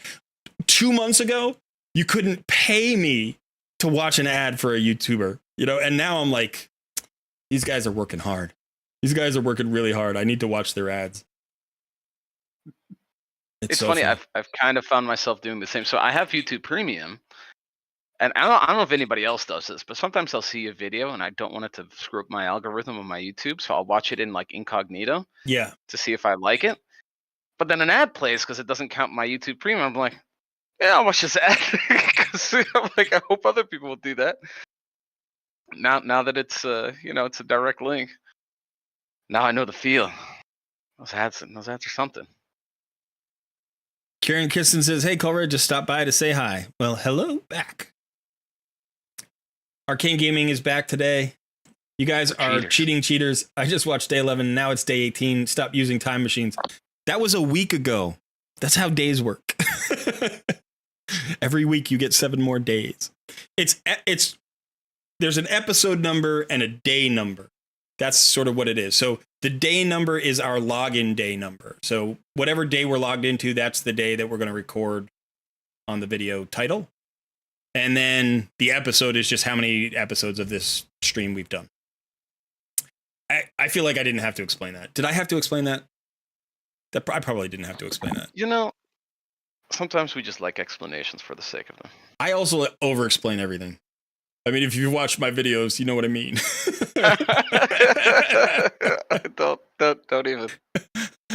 I never under-explain anything. No, there's not a day in your life. No. One time was good enough? Nah. Well, I want to make sure reiteration, my friend. All right. We're all different kinds of learners, you know? So I want to make sure I get an explanation out there that's going to suit every viewer. So, you know, I'm going to use a diagram. I'm going to use a chart. I'm going to use verbal explanation. I'm going to do 2 different verbal explanations, you know? One's going to be an analogy. One's going to be a practical example. Whatever. I'm going to explain it. And if they don't get it the first time, just run it one more time. Yeah, I'll just say it again, you know, slightly differently. I'll use some different examples. That is the one thing that I think is incredibly frustrating from people who over-explain stuff. When they just repeat themselves more slowly and loudly. And it's like, I'm sorry you didn't understand. Let me repeat the exact same information in a slower, more condescending tone. It's like, we all don't understand things from time to time. Like, I don't get your explanation. What you're telling me is going completely past me. And I hear you repeating yourself. And I know it's not helping, but now I have to sit here and feel stupid through 2 explanations instead of just 1. Right? Plus, we're not getting anywhere. Like, you're not solving the problem.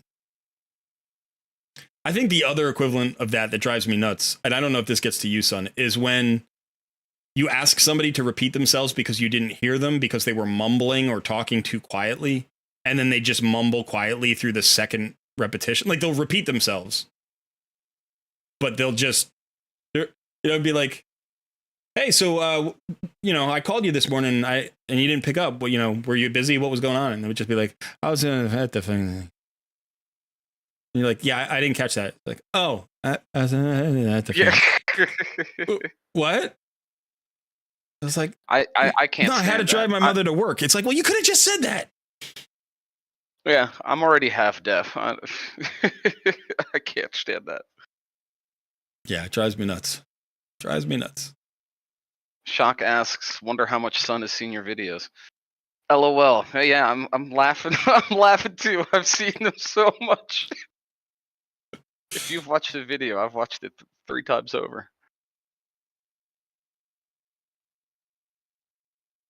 And also, thank you, Arcane. Everybody here is great.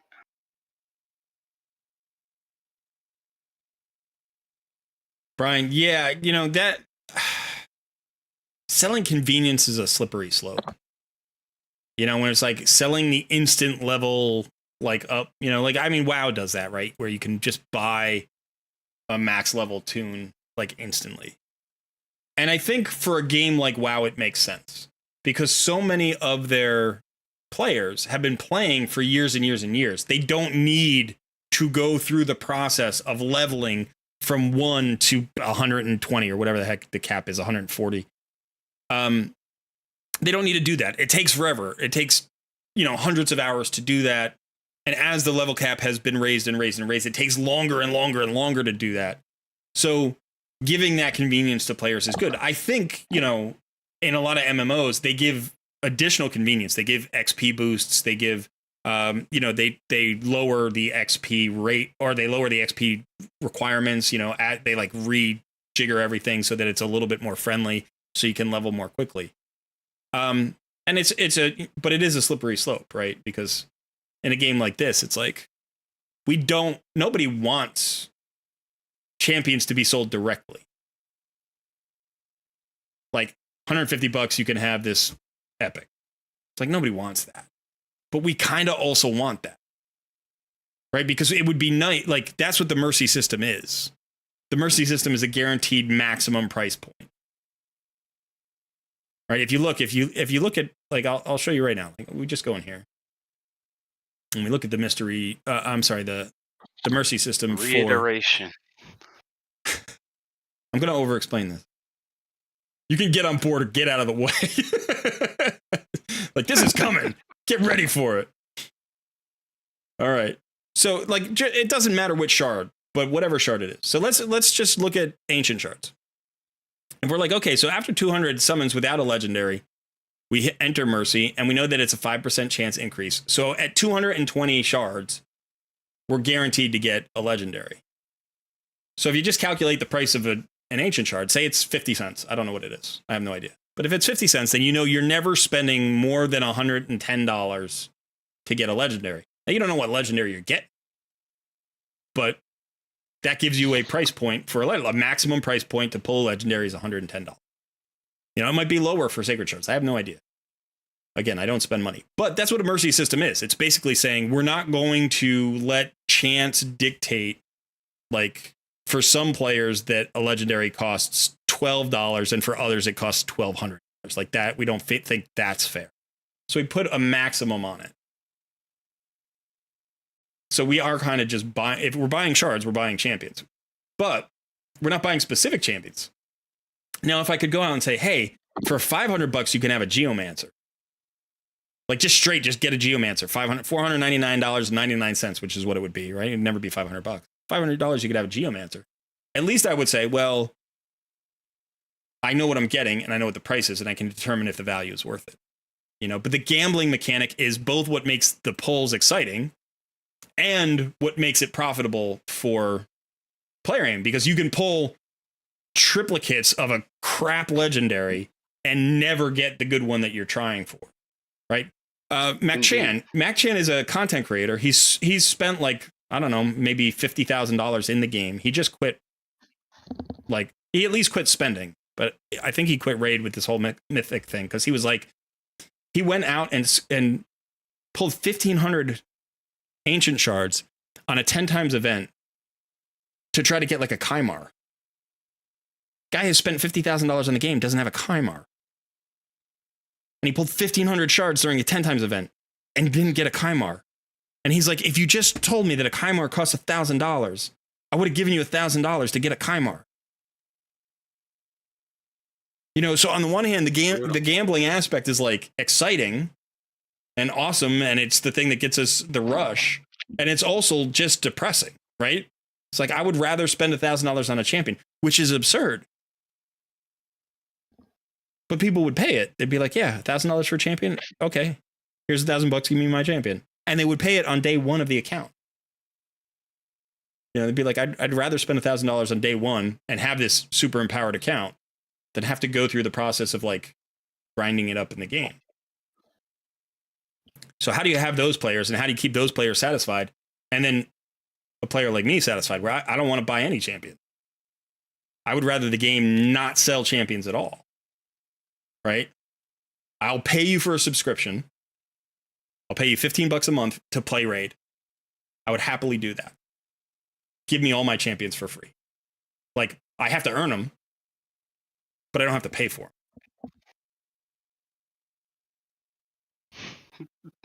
I like this comment. It's weird to not see Sun, but to see activity on his screen. I'm scared.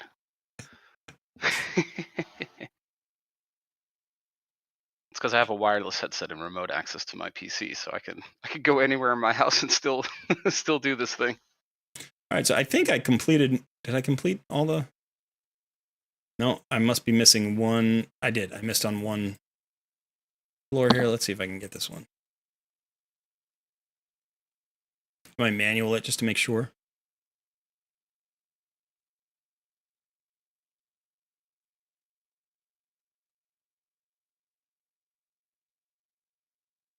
Jamarsa in a shield set.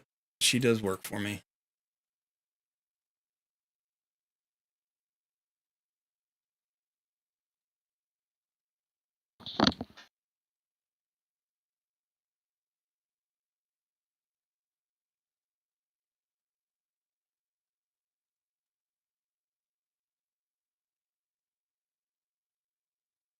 I think I got it. Did I get it? I did. Got a sacred shard. Nice. Yeah. Okay, so I got my 2 sacred shards. You got your 2 sacred shards, right? Yes, I do. And on my main, I'm going to be pulling some sacreds. I don't know how many. I have to figure that out. Because there is, I'm doing the emic fusion. So I'm pulling, and this is the weird thing about sacred shards. I have stopped pulling sacred shards during 2 times events, and I'm just saving them for fusion events. And I haven't actually run the math on that yet. I don't know if that's the best way to do it. Because typically it takes me somewhere between 8 and 12 sacreds to lock down a legendary, like fusion. And that feels like an okay trade, right? Because like what I would be pulling, I'd be pulling them on 2 times events. So in 1 times events on sacreds, you pull roughly, well, you pull 12 and a half sacred shards on average to get a legendary. So like it feels like 8 to 12 to get a legendary is reasonable. It feels like that's pretty good. During a 2 times event, though, it only takes you like 6 and 2/3 or something, right? So what is it? 12% chance. So 6 would take you up to, no, that's only 70. That's wrong. 8. It's 8.5. It's 8.5 shards. As opposed to 12.5 shards. So did I do that right? I didn't do that right. It must be more shards. No, it's 6% chance. So it's 15, 16. It's 16 and 2/3 shards. So 16 and 2/3 shards on a 1 times chance. 16 and 2/3 shards. So anybody out there who's fast at math and was watching that, I apologize. And if you aren't fast at math and you were just trusting me, I also apologize because I got it wrong. But yeah, so it's just over 16 shards. I won't call it 17 shards. 17 shards per legendary on a 1 times event. So if you're getting one for 8 to 12, that feels good. On a 2 times event, you're getting half that, so it's about 8.5. And so that's close. But when you use them for the fusion, you still have an opportunity to get champions, right? Because you can still land that 1 times rate. So it feels, without running the deep numbers, it feels like it's advantageous to do it that way. But in this fusion event, I get to do a 2 times event and, so it's like extra value. Like I was going to pull anyway. If it wasn't a 2 times sacred, I would be pulling today because I need those fragments.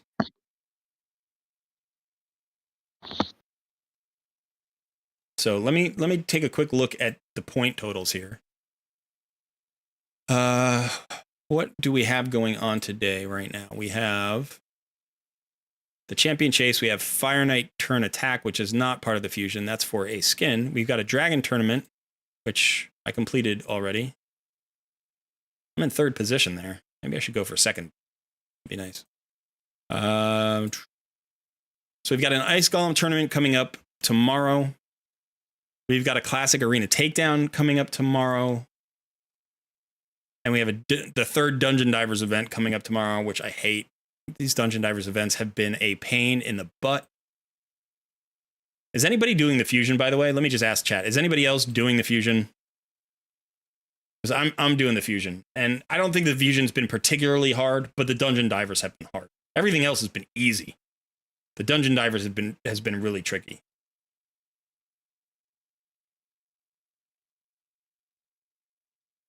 Hammerhawk says, no wonder Colred is behind on the missions. He's over-explaining things most of the time. That's true. That's exactly. Hey, I just saw that. Yeah. He sees nothing. If it's not on a whiteboard, he can't read it.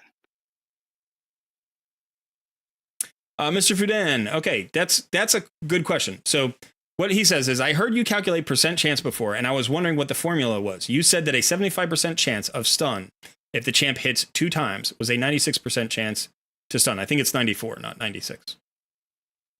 What's the formula? I would love to do that for you on a chalkboard, like on a whiteboard or something. So basically what you do, if you have, this is a really good formula to know for any raid player who wants to calculate the effectiveness of landing a debuff of any kind or having any kind of instant effect on the enemy. Okay, so if it's a multi-hitter and each hit has a chance, forget about the chance to do it. Like, you don't care what the chance to do it is. What you care is the chance to miss. So let's say we're talking about, I think we were talking about Staltus Dragonbane's stun. So, well, sorry, I'm gonna hide you again, son. Oh, no, I hid myself. All right. No. So here, when you book this out, it's a 65% chance to land on the first turn. And then it's a 65% chance to land on the second hit, not second turn, right? So it hits 2 times. Each hit has a 65% chance.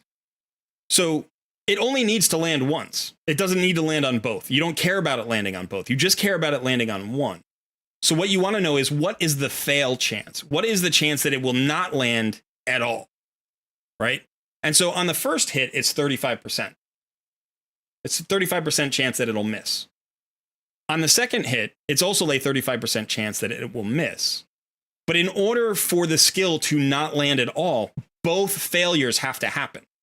So that means the 35% of the time that the first one misses, the second one also has to miss in order for it to not apply its effect.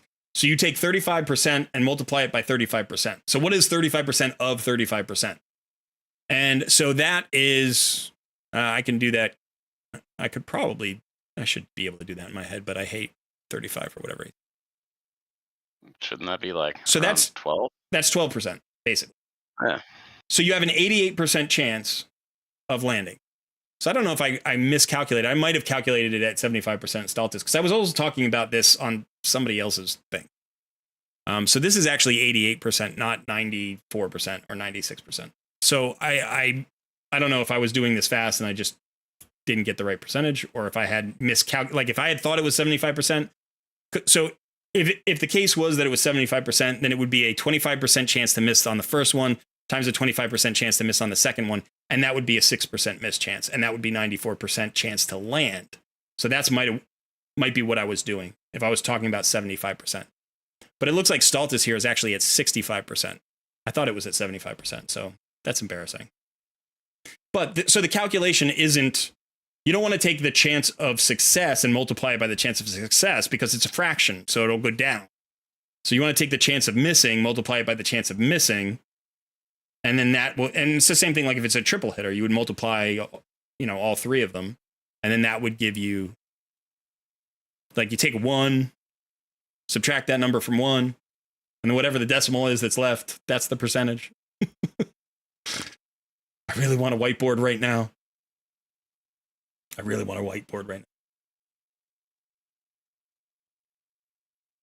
Shock asks, who is your most wanted champion? I don't know. For a long time, it was Yumiko. For a really long time, it was Yumiko. And then I've kind of given up on Void Legendaries. So I don't worry about Void Legendaries anymore. And when I hit, I just get excited that I hit. I would love a Yumiko. I would love an Acrizia. I would love a Krisk. Hegemon. I would love a bunch of those champions. But if you're talking about non-void legendaries, I need a Duchess and I need a Kymar. And then after that, like Harima would be great. Obviously, I don't know. There aren't a ton of champions that I really, really need. So yeah. I mean, you know, you think about like power from a power standpoint, like Mariska, right? Terrace. Like, yeah. But I don't know. There are only a few champions in the game who have skills that I don't have somewhere on my roster. And I think like a Kymar or Yumiko who just basically have a full reset for the entire team. Like, that's something I need. I don't have that anywhere. I think Mr. Fudan is having a crisis of identity over this math. He's like 0.35 times 0.35 is 12? Yeah. He's like, oh my god, it is. Yeah. Why does it seem like it should be different? Yeah, I mean, I usually just break it down into tens, and then that helps me do it. It was a math crisis. Yeah, that's true. But you can also say like 33% of everything is 33. Anyways, no, I'm trying to try to talk math, and I'm gonna completely lose myself. I was just thinking when you get into probabilities, you're getting close to 11 to 12. Probabilities in games like this are actually relatively straightforward. And so once you learn the formula and you feel confident with the formula, you can apply it in every case, and it basically works everywhere. So there are two scenarios. One is you have something that has a chance of landing, but it's not repeated. That's easy. It's just that chance, right? Then you have a chance of landing on multiple things, like, you know, multiple hits, multiple opportunities. And in that case, you're just multiplying the probability of each, right? But if we're talking about success versus failure, generally you want to think of like success is the 100%, and then all of the failure gets subtracted from that. And that tells you what your success chance is, as opposed to trying to like, that's how you have to do the calculation. Because if you took, let's say you had a 50% chance on the first hit and a 50% chance on the second hit. If you multiply 50% times 50%, that's 25% chance. Well, it doesn't make sense that on 2 hits, you would have half the chance to succeed as you would on 1 hit when you're hitting twice, right? Like if you have a 50% chance on the first time and a 50% chance on the second time, that means your odds should be greater than 50%. And in fact, they are. They're 75%. Because what you do is you take 50% chance of failure times 50% chance of failure gives you a 25% chance of failure, right? And that means a 75% chance of success. Again, I would rather do it with the whiteboard, but I hope that made sense.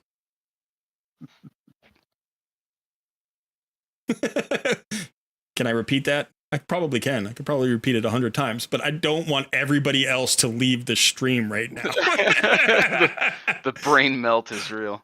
When I started talking math, we had 57 people in the stream, and then we got down to 44 like 3 minutes later. So I'm a little bit worried that the math might be forcing people out of the stream. But yeah, come talk to me in Discord. I don't mean right now, but at some point. Okay, are we ready to make some polls? Yeah, I'm hidden. Okay. So let's get Sun back up here. All right. So I think the way we've done this is we've generally started with Sun's polls. Maybe I should start simply because you always pull well and then I pull awfully and it ends on a down note. Maybe people enjoy that. Maybe people enjoy you popping off and me struggling. Well, you know, just so that maybe you can have some good luck. Maybe it's the first pull, you know? First pull luck. All right. So here's the thing. We know that you need a tank. We know that you need an allied protection, desperately, or an increased defense, or a strengthen, or a shield, or something. And you have your anchorite, who's your cleanse. That's your clan boss situation. Like, you need somebody in wave content. You need somebody to extend your clan boss fight. That's basically what we're looking for. We almost don't care where it comes from. Like, it could be like a Duchess would do that job, right? Like, she's sick. So, but we also laughingly talked about, like, what if you just happen to pull Strategos Island from a shard, which would be kind of fantastic. That would be awesome. But the nice thing about pulling the sacred shards is we're guaranteed epics. We can't get rares. So hopefully one of us, hopefully at least one of us gets something. Yeah, I'm going to pull all 3, so. You have 3? Well, I'm gonna pull 2 Sacreds, 1 Primal. Oh, you're gonna pull the primal too. You want to start with the primal? You want to end with the primal? What are you gonna do? Oh, that's a good question. I feel like the Primal's gonna fail me so hard. Yeah, So you I'm want to get it gonna out of the end way. on it. I'm gonna end on it. You're gonna end on it. Okay. Because then if I get something good, at least I can be excited with the the Sacreds, and then I've already got that out of the way now. And then I could just continue in my disappointment with the Primal. Okay. All right. I'm ready. I hope you hit something. I want to see something good. At least a very good epic. All right. Let's get you a yeah, tank. and then what we've got? Oh, we got the 10 times for Staltis. Yeah. For Staltis, yeah. All right, let's give it a shot. Let's give it a shot. Let's see what we got. Here we go. It is an epic. Ooh, epic. Huh. Sanguinia. Yeah. I don't think I've ever seen this chick. She's before. okay.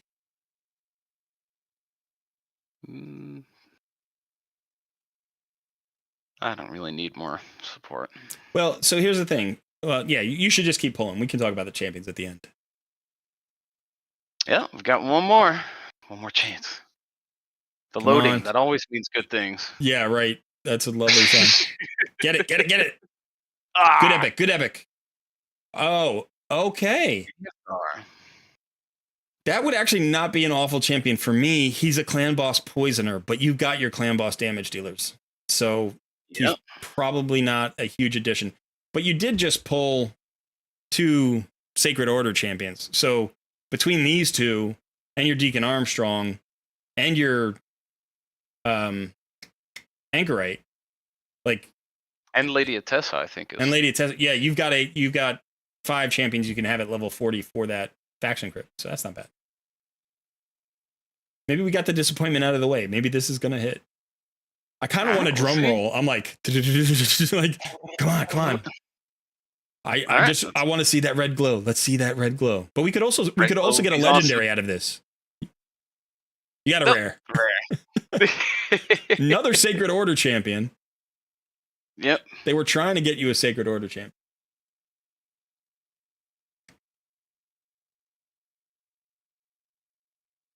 Okay, so such luck there. The thing about Sanguinia is she does have a triple hitter on the A1. And she has some like buff removal potential there. She can also place a block debuffs on allies and a continuous heal on allies. So block debuffs is another way you can go with the stun. Rather than cleansing the stun, you can block the stun from happening on clan boss. You can also block this in like Doom Tower waves, or like you can do this against Dragon or whatever. Like she would prevent the stun if you don't, burn through the Dragon special skill. You can block the freeze and the heal reduction from Ice Golem. Like a block debuffs ability is nice. Obviously you can get one for free from campaign. You just need a spirit host. But so it's a decent skill. And then she can transfer buffs from herself to the target. And it removes all debuffs from all allies except this champion. So it is a cleanse. This is like Skimfos' skill. And it's a good skill. His version is better, but he's a void epic. So it's kind of a cleanse, kind of a block debuffs, kind of support champion with a triple hitter on her A1. So she's not awful. Yeah. She's not awful. Yeah, they're going to go to my faction wars, realistically. Yeah, probably. All right. So, all right, your turn. My turn. All right, so I think we put you down here in the corner for... Nobody puts baby in a corner. There you go, baby. All right. So, now, what do I need on this account? I need a lot more than you do. So, I don't know. I mean, I think the best case scenario for me, just based on what I've got right now, would either be a clan boss damage dealing solution, which would help, or kind of an all-around like wave content support champion that would help me get 2 bosses at full health and maybe do some work there. I could definitely use an increase attack champion. I don't have one of those. Yeah. So I don't know. I need everything at this point. So let's go ahead and pull. I'm excited for epics. I am excited for epics. Like if I don't get a legendary, that's fine. As long as I get a decent epic somewhere to build. I'm rooting for you. There's an epic. That's just a kick in the pants. They literally give me Relic Keeper, who I'm gonna have to fuse in like a month anyway. Oh. That's awful. He's not an awful champion, but man, getting a fusible champion, that is a waste of a Sacred Shard if I've ever seen one. May as well give me a High Katoon next. Like, come on. That's all right. Whatever. Let's pull again. Let's find something here.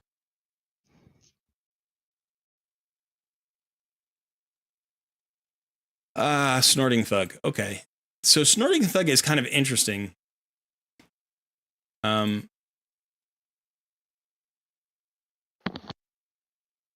Yeah, he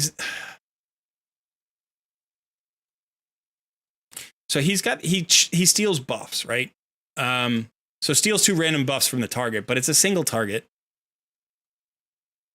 He steals 1 random buff here, or he can steal up to 2, and then he can steal random buffs here. Counterattacks the attacker if they have no active buffs. I don't see this guy being particularly useful for me. So, well, nothing special. Just some faction wars champions. Yeah. Yeah. Nothing wrong with that. Relic Keeper has this A1 that is actually pretty cool. The better version is on Septimus, it's the same thing, but Septimus hits harder. But so he attacks one enemy, grants an extra turn if the target is killed. So you can attack an enemy and kill it with the A1, and then you get an extra turn. So you go to somebody else and kill it with the A1, and then you get another turn, you go to somebody else and kill it with the A1. So you can get like unlimited turns, as long as you can one-shot everybody on the enemy team. And you have this places increased attack buff on this champion for 4 turns that grants an extra turn. So what that means is, if this is on a 4-turn cooldown, you can use this, and then you would get 4 attacks, kill him, get back to this, use this, get an extra turn, use that increased attack to help kill everybody. So he's an interesting champion. He's not without usage, but yeah, not a great champion. Let's see what people say here. Campaign locations. He's a very slow but effective campaign farmer.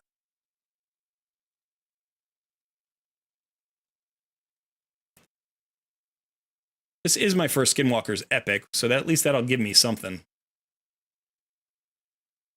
to pair with my my Wukong.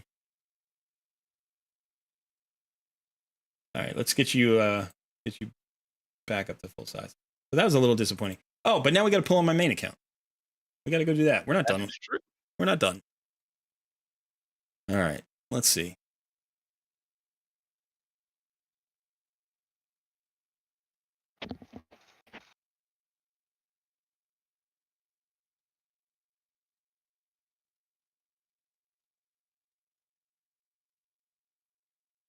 All right, so back down there. Shrink you back down. All the way down. Keep going. Oh, he disappeared. All right, that's too small. All right. And then let me swap over to my other account.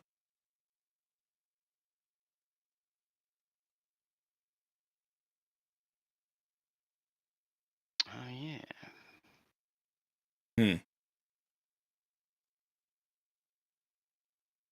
Something's going on with my account for some reason.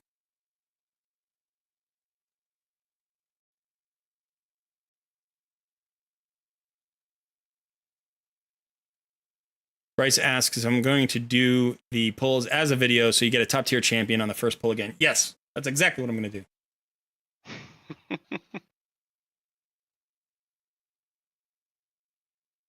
That is exactly what I'm going to do.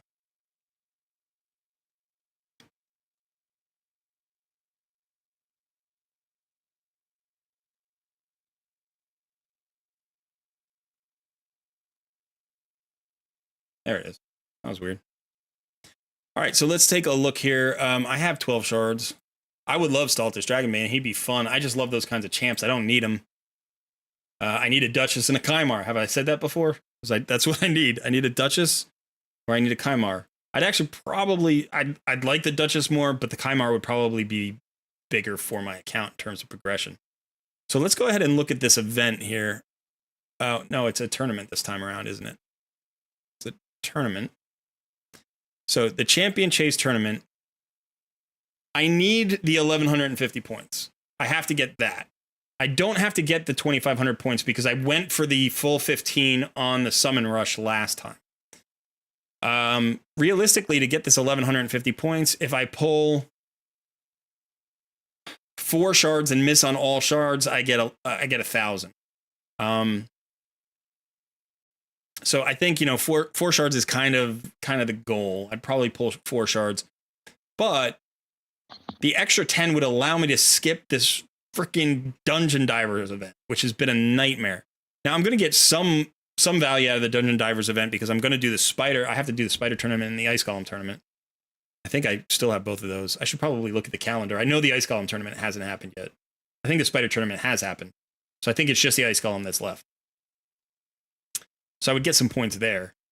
But with, you know, an opportunity for actual legendary tomes up there, it's like, if I get close, I might pull some more. I might just be like, you know what? If I'm at 2,200, let's just pull 2 more shards and see how close we get. I do have a ton of ancient shards. Sitting here at 76 with all these gems. I have a ton of mystery shards. So I could pull more into that. Why are my primal shards not showing up? I haven't pulled my primal shard. Oh, they're still in my mailbox. I haven't actually gotten them out of my mailbox. It's sitting there. Okay. I was like, where did those disappear to? Okay. So if you were here last week when I did this, you know the format here. I'm going to go into my my video mode, my video production mode. We're going to do this as a video. All right, you can hide me then. Right in the middle of the stream, we're going to do this as a video. Did you hear me? Yeah, I heard you. All right. So, yeah, I've got to remember that. Put me back in my cupboard under the stairs.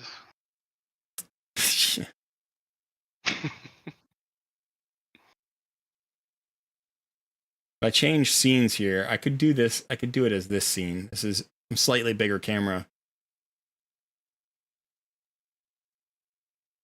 That's the only difference. Okay, I thought there was another difference, but now there is. Okay, let me do it here.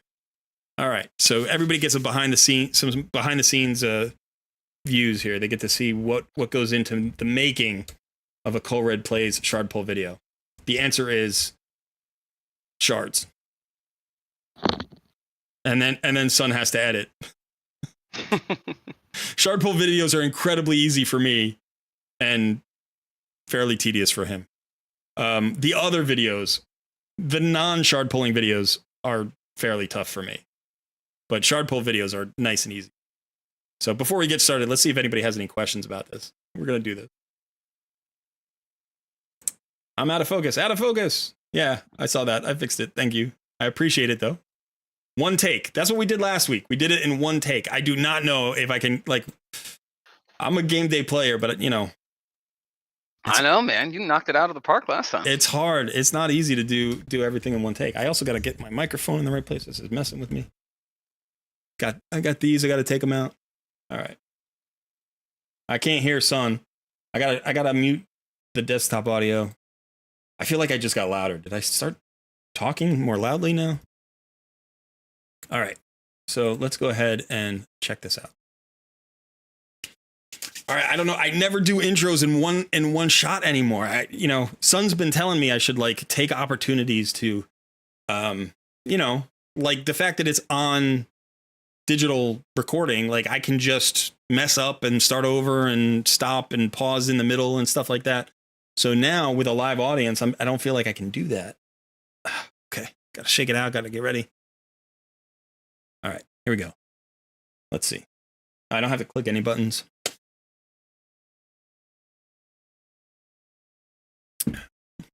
I don't know, man. This is so much more nerve-wracking when somebody's watching. So I had the same response last week. I was like, oh, this is tense now. Normally, I don't care. Just like, do the video. All right, here we go.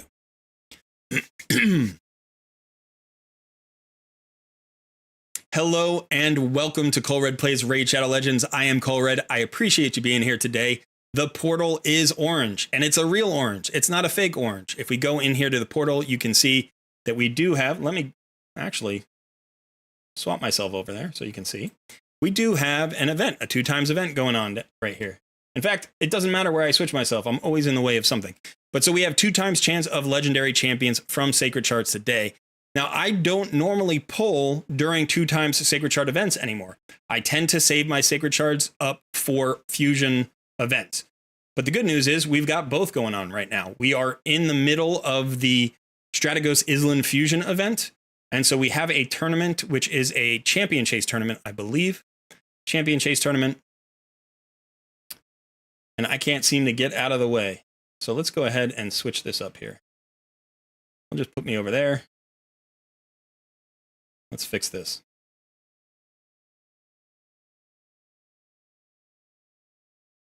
There we go. All right, that's better. Am I blurry again? Let me do that too. There we go.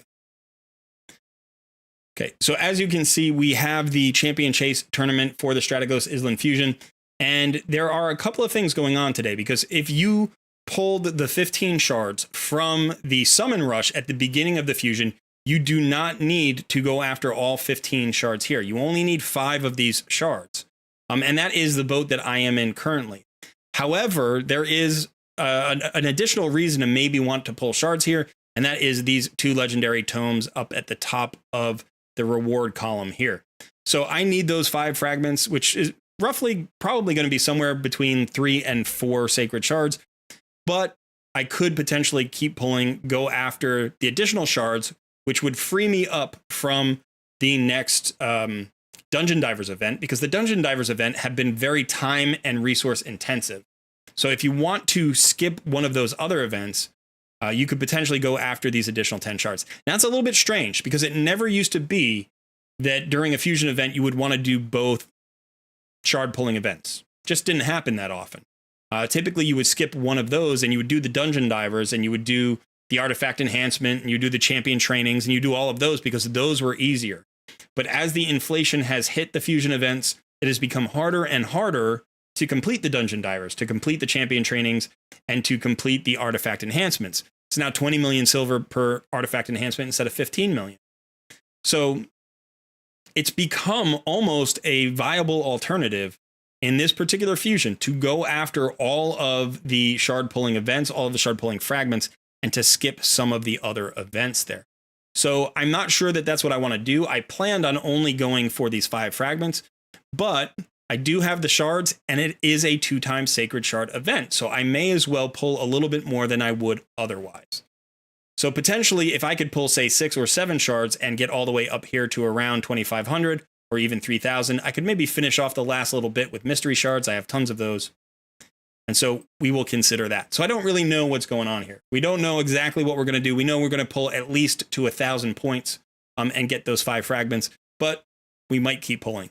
There is additionally one other thing that is going on during this 2x event, which is there is a 10x from Sacred Shards for Staltish Dragonbane. Now, I did a little video on him just a day or 2 ago, so you might want to go watch that. He is one of the best defensive-based nukers in the entire game, and he's definitely the best non-void defensive-based nuker in the game.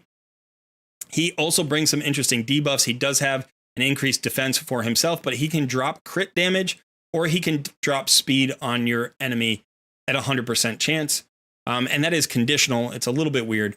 And then his A2 has a very good chance of placing a stun. We just redid the math here. It's only a 65% chance. I think maybe in the previous video, I thought it was 75% chance. So on a 2-hitter at a 65% chance, that's roughly 88% of the time that that stun is going to land. So a nice high chance, not 100%, but very close. And again, you could push that even further with the mastery to get extra 5% chance on the stun if you go down the defensive mastery tree. I always forget the name of that mastery. But okay, so yeah, we've got some options here. We're also going to be pulling on our alternate accounts. Both my editor Sun and I have a few sacred shards on those other accounts. So I don't know where we put that in the video, whether that was before this or after this. So if you've already seen this, you know what happened there. But let's hope we have some good luck. Now, last week when I was pulling during the the Summon Rush, I happened to pull an Elva on my very first shard, and people were pretty excited about that. I don't expect that to happen, but with a 2x event going on here and 12 shards, we should hit. If we pull all of our shards, we should hit. But hopefully we'll hit before we have to pull all of our shards. The only 2 champions I'm really, really looking for are Duchess and Kymar. The only epic I'm still looking for is Geomancer. Any of those 3 champions would make this a win for me. All right, so let's stop talking about it and let's go pull. Here we go. Can we get another one right out of the gate? Nope. And we've got a Kalia. I don't know why, but Kalia has been showing up a lot for me lately. I didn't get my first copy until like 2 months ago, and now this is my 3rd copy. So she's actually an old champion. I didn't realize how old she was because I never saw her before on any account. But she's not that exciting. So let's just keep going. 250 points there. Let's see if we can get some gold. All right, a Bone Keeper. Nothing to be said about that. Keep pulling. We know we're pulling at least 4 shards. Aothar, oddly enough, we were just talking about this champion. This guy's actually a pretty good clan boss poisoner. On his A2, he attacks 4 times at random, and each hit, if you have it him ascended, has a chance, oh no, it's a 100% chance of placing a poison debuff for 2 turns. And this can be on a 3-turn cooldown. So you get 4 poisons up. That's a lot. That's more than almost any other champion. So he gets a ton of poisons out on the clan boss. Let's go one more time.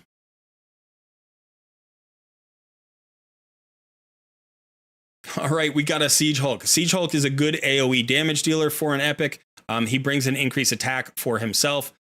He can also place a decreased defense on the enemy. So you can use him either as a nuker or as a debuffer. Pretty good champion. All right, so I think that was 4. So we know we're at 1,000 points. Now, I know also I'm not really close to Mercy. I believe during the last event, I pulled Elva and then I pulled 3 more shards. And now I've just pulled 4. So I'm 7 shards in, and you don't hit Mercy until 12 shards. Is that correct? Let's take a look at the Mercy rule.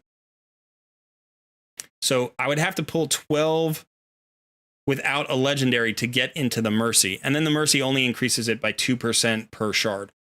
So we're not quite there. We could hit it before we run out of shards. But I'm going to keep pulling.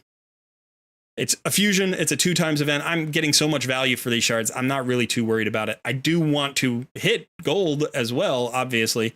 I'm going to try to get points during that, for that tournament. Deacon Armstrong. This is only my 2nd Deacon Armstrong ever. I'm kind of excited about that. I've been thinking about a double Deacon Armstrong build recently for a couple of things, which would be fun.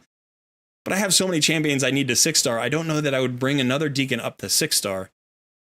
But as far as epics are concerned, if I were going to build a 2nd copy of an epic up to 6-star, Deacon would be one of those I would consider. So very good champion. I don't know if I'm going to get value out of him or not, but for right now, I'm not going to say no. That could eventually be a fun pull. All right, we're still going. Here we go. We got gold. We got the Harima. Wow. Oh man. That's exciting. That is exciting. I didn't mention her, I don't think in the video, but I was just talking about her earlier today.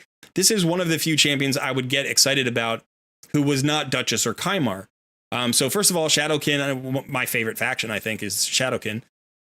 Really cool champion. She's a great arena nuker. Let's check out her kit.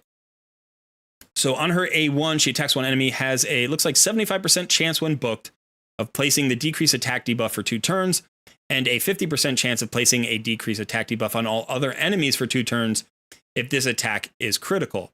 So 75% chance on her target and 50% chance on everybody else. That doesn't actually feel awesome as an A1 on a legendary. One thing to note here, she is a defensive-based champion. We were just talking about defensive-based nukers with Stultus, so here's another one. On her A2, she attacks 3 times. Each hit decreases the target's defense by 5%. This stacks up to 30%. Each hit also increases this champion's defense by 5%, stacks up to 100%. So the longer the fight goes, the stronger she gets. Instantly activates the Celestial Awe skill if this skill kills an enemy. Awe skill if this skill kills. Say that 3 times fast. Awe skill if this skill kills. That's rough. Okay. So Celestial Awe must be this one. Attacks all enemies, places a provoke debuff for 1 turn. This debuff cannot be blocked or resisted if the target champion is from the Demon Spawn faction. Now, this is the AoE she uses in Arena, in PvP so often, but obviously this could be good against wave content of any type, so PvE. Places a provoke debuff for 1 turn on all enemies, so an AoE provoke is really good. And it can't be resisted if the target champion is from the Demon Spawn faction. Now, what that sounds like, and I would have to actually playtest this, I haven't looked into this myself, is if there is 1 Demon Spawn on the enemy team and you target that champion, the provoke can't be resisted by anybody. So I don't think the other champions, in the wave that are being hit, I don't think they count as targets. I think the target is the one that you select. So all you need is 1 enemy from the Demon Spawn faction for the provoke to be irresistible. I think that's how that works. All right, the passive says ignores enemy defense effects. Ignore defense effects are decreased by 50%. Enemy ignored defense. Okay, so you can't ignore as much defense on her as you normally would or on her team. Champions from the Demon Spawn faction cannot inflict critical hits on this champion. Interesting. This champion cannot land weak hits on champions from the Demon Spawn faction. That's interesting too. That means basically that she is always at least a neutral affinity against Demon Spawn. And then as far as her passive goes, resistance and arena battles by 80, which is not too bad. I'm pretty excited about that champion. That is a very cool pull. She is definitely a meta arena nuker right now.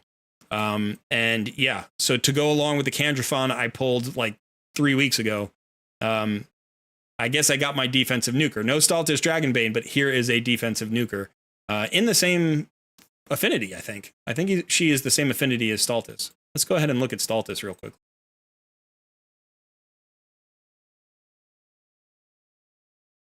Yep, same affinity. Okay, cool. I actually do want to see her stats here at 6-star. 1500 defense, speed of 97, HP of 17k. Okay, solid stats. The defense is very nice at 1531. Cool. Now let's look at the points.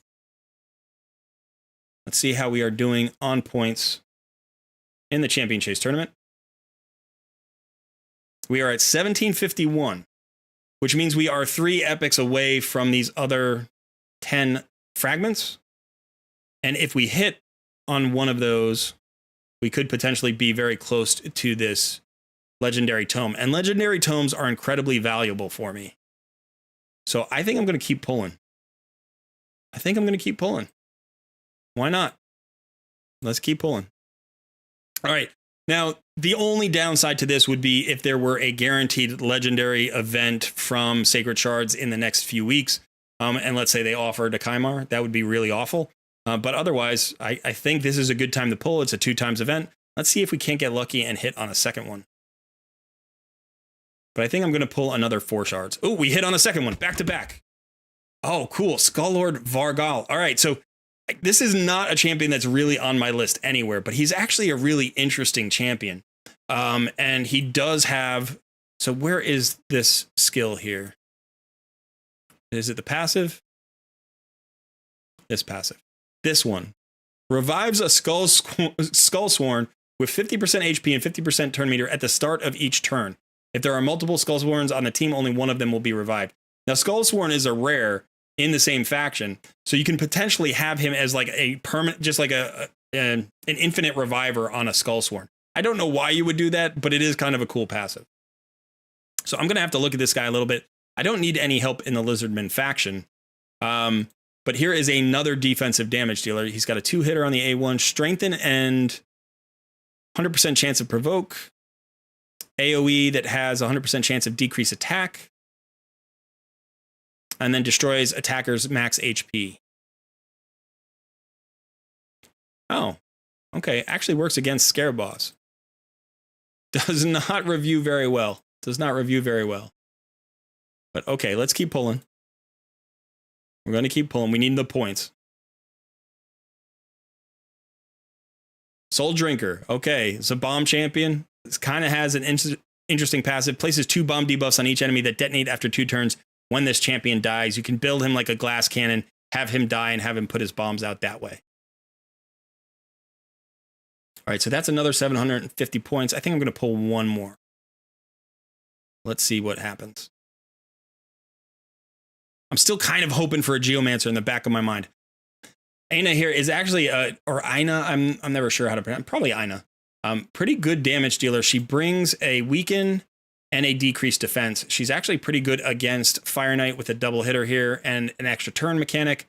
And then she's basically a clan boss damage dealer or a dragon boss damage dealer. Good speed. Let's look at the points. Did I get my legendary tome yet? I think I'm close. I think I'm right there, in fact. Am I not? Am I 250 away? I'm 250 away. 250 away. You know what that means. Last one. How about a Geomancer? How about a Geomancer? How about a Geomancer? How about a Geomancer? How about a Geomancer? Ruella? Ruella is actually a very good champion. So I'm not sure if she's new on this account or not. Triple hitter, triple hitter. Yeah, pretty good epic, actually. Let's go ahead and see if she is new on this account. I think she might be. She is. She's new on this account. Awesome. Okay, so very good champion. You can see 112 speed here. She's got a lot of interesting mechanics that you can use in a bunch of different places. But on her A2, she has a chance of placing decreased defense and weaken and decrease speed. So a very good A2. And again, this is the same thing we were just talking about. This is when booked at a 70% chance on each hit, and it hits 3 times. So your chance of actually missing on this is like 3%, like 97% of the chance. 97% of the time she's going to land these debuffs. So that's a very high percentage. Now I'm going to go get my legendary tome. All right. With 3,000 points, I'm actually on the leaderboard here. Where am I? I'm in 8th position, but I could definitely move up if I needed to. I've got some ancient shards. I've got mystery shards. I could move up if I needed to. Potentially, I could get as high as these legendary artifacts, which would be worthwhile. So if I need to pull some mystery shards in order to get that high, I will do it. But we still have 2 days and 11 hours worth of this event. So chances are those points are going to climb, and I'm going to be very far away from that. But all right, let's take all of our rewards. And then let's just count our fragments to see where we stand. We are at 80, which is very nice. So we've got that extra 10 fragments as a buffer. So I can either skip a dungeon divers or an artifact enhancement or both, or I could potentially do them if I think that I'm getting value out of them and skip something else like the champion training. That might be nice. So, all right, pretty good day. We pulled 2 new epics for the, we pulled 2 new legendaries for the account. Vargal is one, not necessarily an amazing legendary, but new legendaries fleshing out the roster. That's always good. And then we got the Harima, who's just a top-notch, just absolute beast of an arena nuker. So if that were the only champion that I pulled out of all 12 shards or whatever I pulled today, that would make the whole event worth it just on its own. Plus, we just got a lot of points for our fusion event. So, you know, really getting a lot of value out of the shards today. So I'm pretty excited. As a free-to-play player, I'm always looking for that double dip, triple dip, quadruple dip. And today it felt like we got a lot of value out of those shards. All right, that is it for me. In the comments below, let me know if you pulled today, and if you did, who did you hit on? Did anybody land that 10 times champion Staltish Dragonbane? He's definitely a champion that I would love to pull. I love those defensive nukers, but I got mine for today, so I'm pretty happy. Don't forget to hit the like button, subscribe to the channel, and consider joining our Discord community. All right, thanks so much for being here. I've been Colred, and I will see you in another video very soon. There you go. That's it. That was a long one. That wasn't as clean as my last one. I just kind of winged it. I didn't feel the pressure. Actually, once I got into it, it was more like, let's just keep going. Let's just see. Like, you'll have to edit that one a little bit more than the last one, but that's okay. Dude, I got Harima. She's crazy good. I got Elva during the last event. I got Harima during this event. I'm getting Staltish Dragon, not Staltish Dragon Man. I'm getting Strategos Islan from the Fusion event. I still am building out Emic, and Newt is built finally. But it's like my roster is insane right now. Like if we just, why do I need Mythic Champions when I have a roster like that? I don't need Mythic Champions.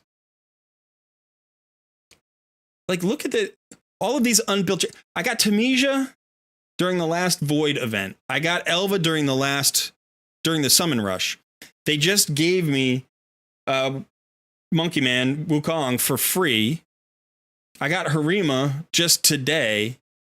A couple of events ago, I got Tyrant Ixlamore and I got Kandrafon. That was the pull one get one, right? So I pulled those two from the same shard technically. I just got Euros, the Soul Cage from Doom Tower not that long ago. Right? And then who was I just building up? I just got Yukaro the Scourge. I just finally got enough fragments for him. Actually, I had him for a while and I pulled him during a champion chase or something. That's what I could have done. I could have saved some shards today with the champion chase, but I didn't. I could still pull some champions to go after that extra book. I could do that. I got Lady Kimmy. We got, this is the last fusion, right? I'm still building Lydia, who I got like 3 months ago. My account is so insanely stacked right now that all I need is books. I don't want any more good champions. Like all I want is books right now. If I could just go to the store and trade back legendary champions for legendary tomes, like there are some I would consider like just giving back. Be like, I don't need this guy. Go ahead and take him back. You know, I don't need Narma. I don't need her. I don't need Pixnail. Just take her back. I don't need Truath. Like they might be good champions. I don't care. Take them back. Give me legendary tomes instead. There is a point where you get to where you're collecting so many shards. I mean, I get 8 clan boss chests a day.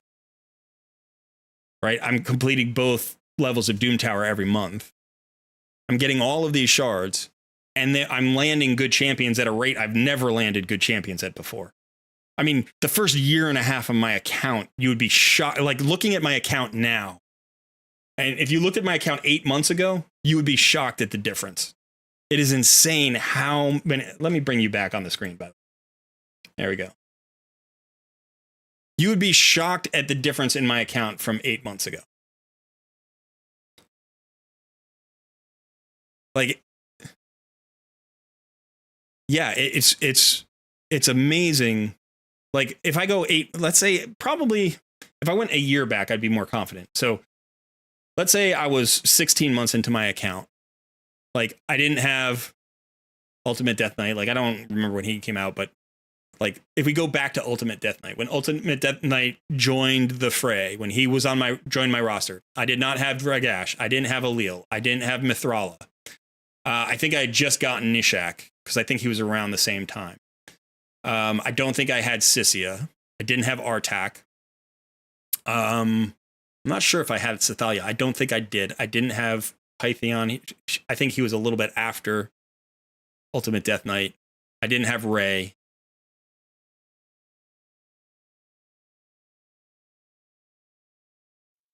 Welcome back. Sorry about that. I didn't have Newt. I didn't have Iron Brago. I didn't have Martyr. I didn't have Trunda. I didn't have Lydia. I didn't have Emic. I didn't have Lady Kimmy. I didn't have Yukaro. I didn't have Supreme Elhain. I didn't have Rhonda. Rhonda didn't come out. She came out after. I didn't have Morrigan. I didn't have all of the level 50s here. Like, I had 1 or 2 of these. I had Tatura Rhymehide because I did him as a fusion. I had Calvalax. And I think I had like Elegias and Alexander and Eleanor. I don't think I had anybody else. No, I had Pixneal, but I didn't have anybody else. So like the amount of progress I've made in the last, call it 8 to 10 months. Like I've pulled 3 times as many good champs in the last 10 months as I did it in the first 16 months of my account. Easily. In the first year of my account, I pulled 1 really good legendary, and it was Cardiel.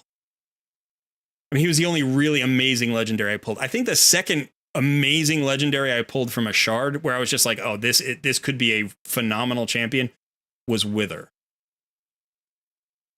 And those were like a good 6 or 8 months in between those two.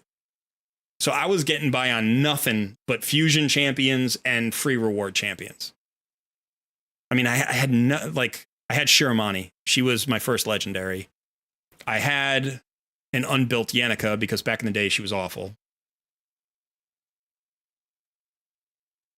And I had Scylla the Drakes and Arbiter. And I got Ninja. And I had Razin.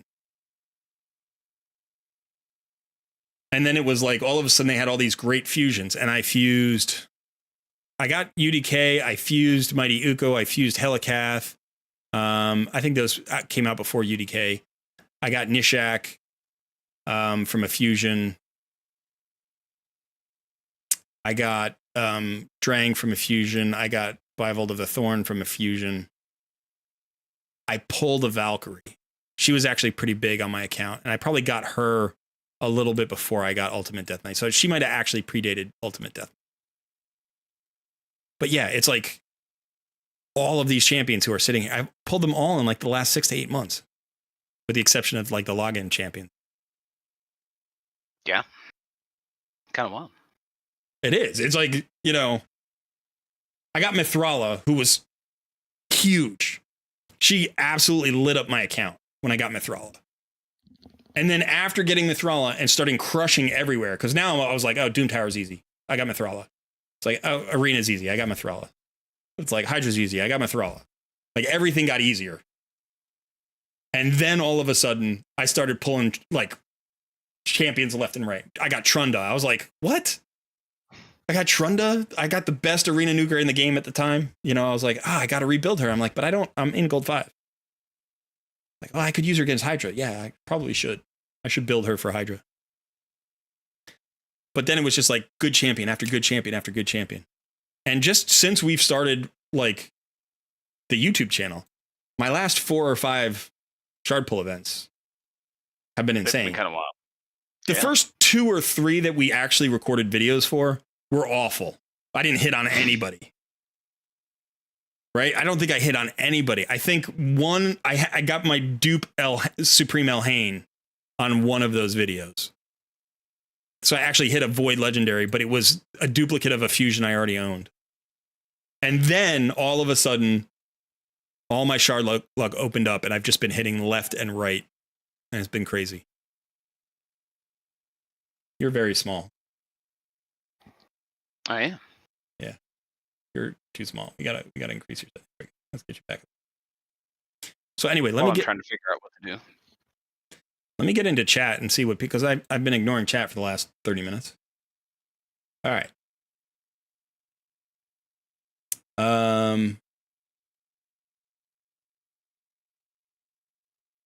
Okay, so here we go. Good. I don't know if I'm going all right, but Figsley says, good luck on the polls. Swear I'm only slightly cheering on Team Colred more. Yeah, that's because you're a clan member and you should be cheering me on.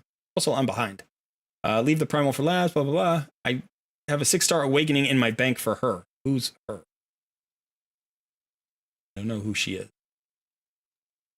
But 6-star awakenings are cool. Mr. Fudan asks, is block debuff put onto a champ and wait for a debuff to try to happen, or does a block debuff happen only when you have an existing debuff and it cleanses it? No, a cleanse and block debuff those are 2 different effects. So removing a debuff is not blocking it.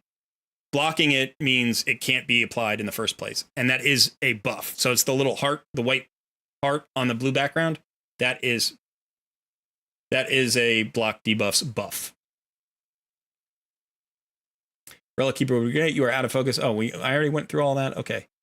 One of the shards will be Strategos. Bryce, I don't know if you called it last week. Somebody called the Elva last week, which was impressive. Yeah. Ragash is the best defensive nuker. I think he is a great defensive nuker. I don't think he's the best. From a damage standpoint, he's not the best. From an all-around kit standpoint, he might be the best. He's got a very good kit.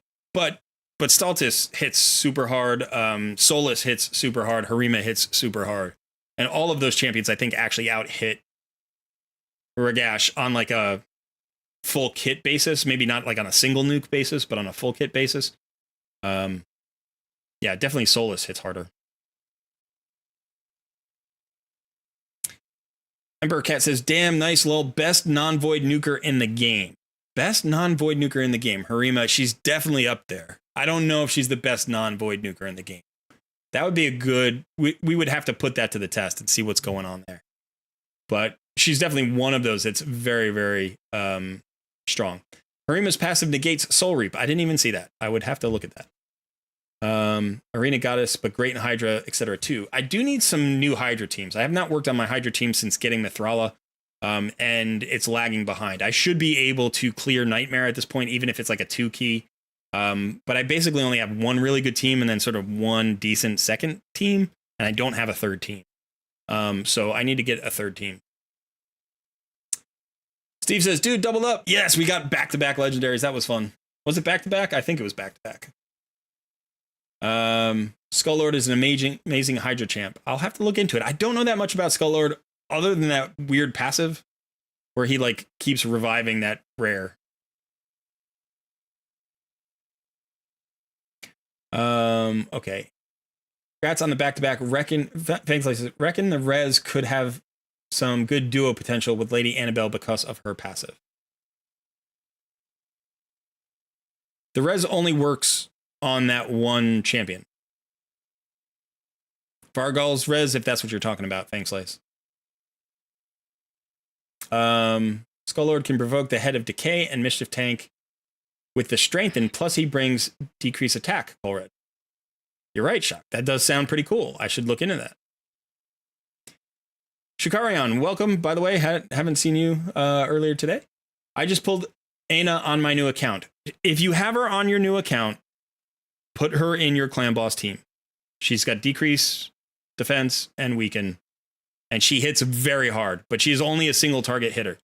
But she does hit very hard. Her multipliers are very good. She sounds like somebody else I know.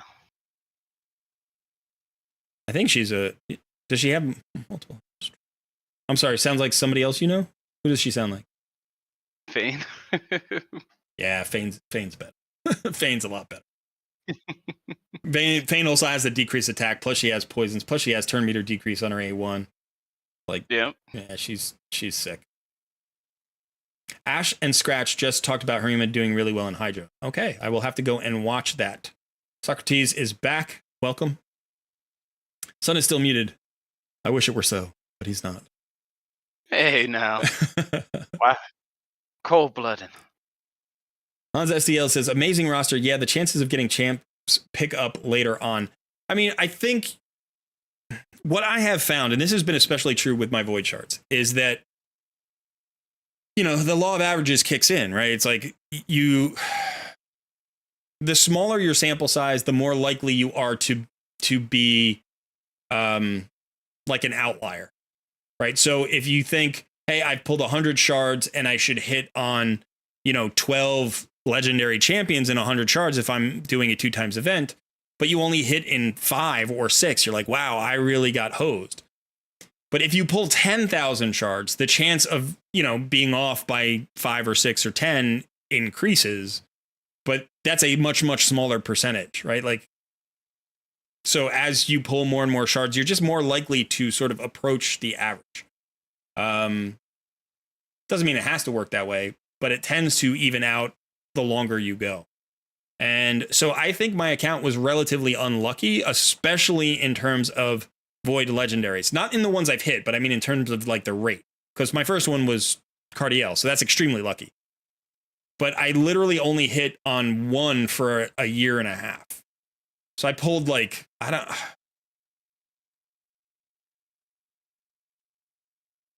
probably pulled somewhere in the vicinity of like 250 Void Shards.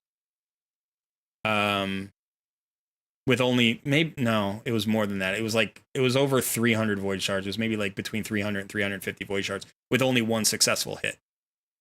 My second hit happened when I hit Mercy. So my first hit was in probably like 120 or 130 shards, maybe 140 shards. My second hit was at like 200 and something shards. So yeah, it could have been 350 shards before I hit my second void legendary. So that didn't feel good at all. Especially since I was pulling mostly during 2x events. But then just in the last 6 months, I've hit probably 4 void legendaries in like, I want to say like 150 shards, maybe 160 shards. So that's a crazy rate of return, right? But if you average out my account, you know, it's like, oh, I've hit 6 void legendary champions on about 600 void shards during 2x event, which is exactly the average, you know, and that's basically what it's looking like. So yeah. Meanwhile, the Noon is steady making progress on his account. If you're talking about Sun over there. Yeah. Steve says, agreed. I'm starting to see the same thing, but now need books. Yeah. Need books. Cythalia does both cleanse and block. Cythalia is a great champion. I was excited to pull her. I built her pretty much right away as a debuff remover. I'm sorry, as a buff remover, right? She's a buff stripper. But she also does have a cleanse with it's a single target cleanse though, and block debuffs.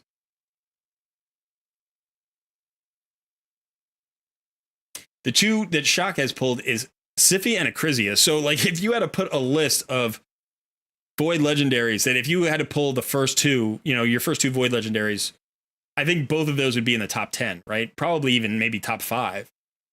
So yeah, the other champions in the discussion are Yumiko, Krisk, Cardiel. Who else? Siphi and Acrisia. Problem. Am I missing anybody? I mean, I think those are the top. So, all right, let's get back to the actual game here. I got to switch back to my other account. So let's go ahead and put you up here in the lead, son. Who, me? Yeah, you're in charge now. You're in the big chair. I don't know about that. I'm just sitting here looking at maths, trying to figure out what the most efficient way to do this is.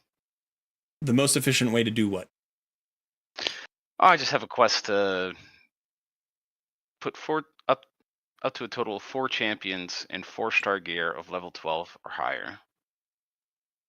But it has to be 3 different sets. Right, so you can't use like a shield set.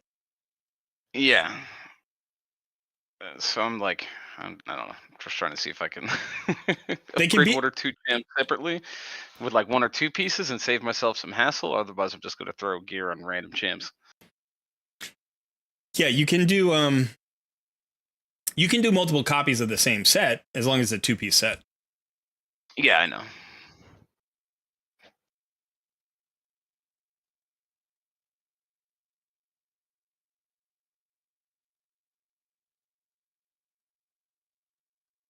All right, I got to remember faction crypts today.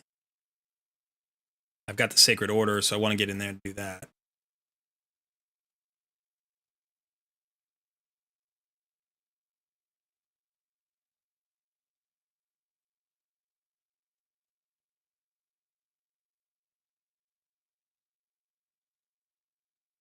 We got to do.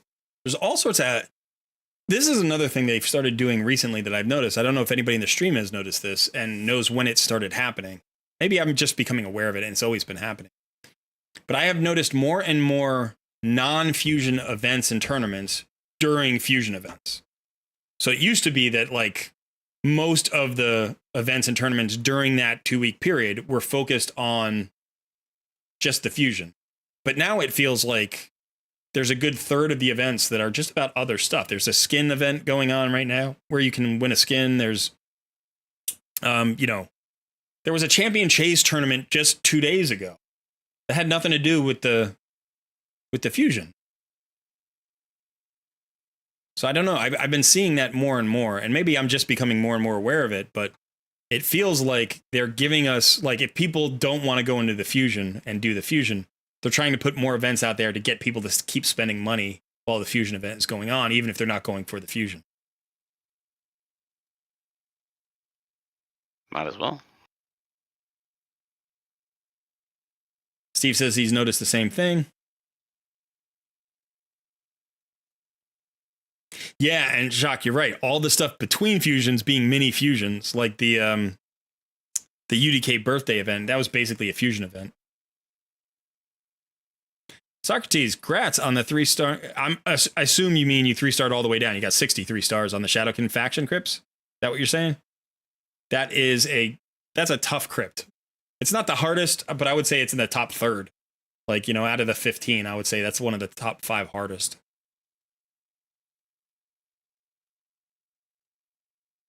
The difficulty, the relative difficulty of the faction crypts has changed in the last year a lot because, man, Skinwalkers used to be so hard. Skinwalkers used to just be the roughest faction crypt. And now they've given Skinwalkers so much love. There's so many more new legendaries. They don't have a ton of new epics in the Skinwalkers factions, but there's like, you know, I mean, Ragash obviously came out, but they have, so Uko was a fusion. Nishak was a fusion. I'm trying to think of that faction, who they've really... Why are you so big? Shrink down. There you go. That's what that was meant to be. Yeah, so in this faction, right, it's like, okay, so Razelvarg was a fusion, Uko was a fusion, Nishak was a fusion, Ragash was a fusion, and Loriaka was a fusion. Plus Sun Wukong has been free. And then I'm trying to think of who else. I mean, Snicktrack was Snicktrack a fusion? No, he's just a new champion, right? I don't think he was a fusion. Razelvarg was the fusion. So they've added so many champions here. In the meantime, they really haven't done much with the epics down here. They've added a few.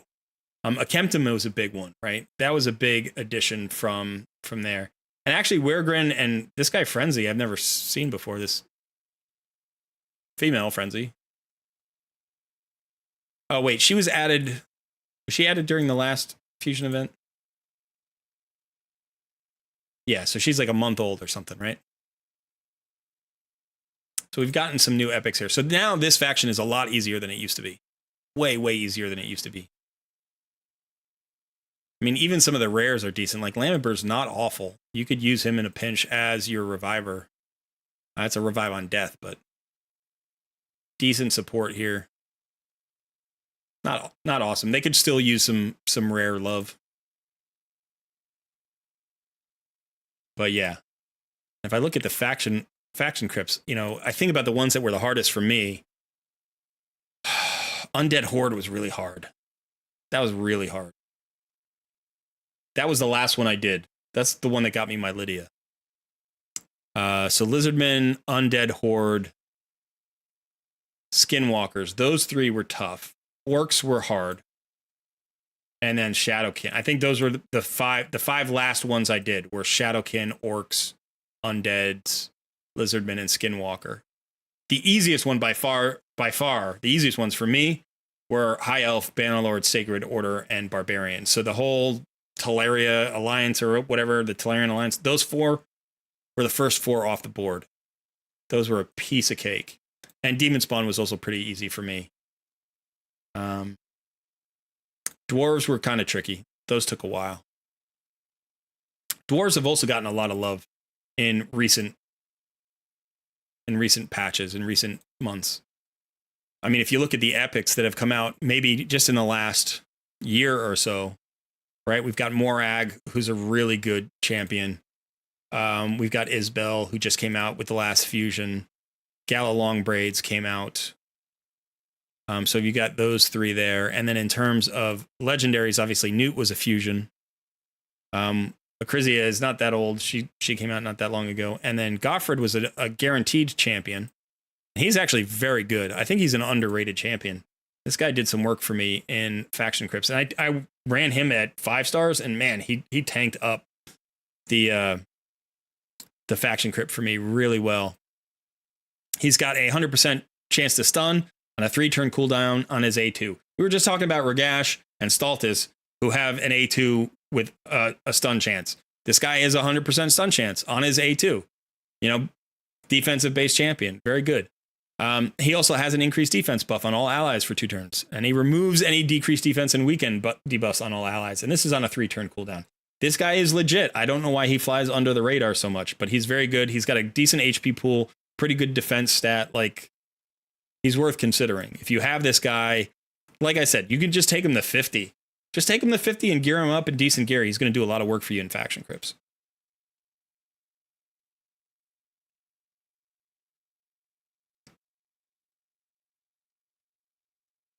Steve says, Knights Rev and Undead. Yeah, Knights Rev were tricky for me too. They were definitely on the back half. I had both Skullcrown and Sinesha, and that made life easier. I put them both in stun sets. That helped. I did have to bring Skullcrown to 6 stars, but should probably do that anyway. So.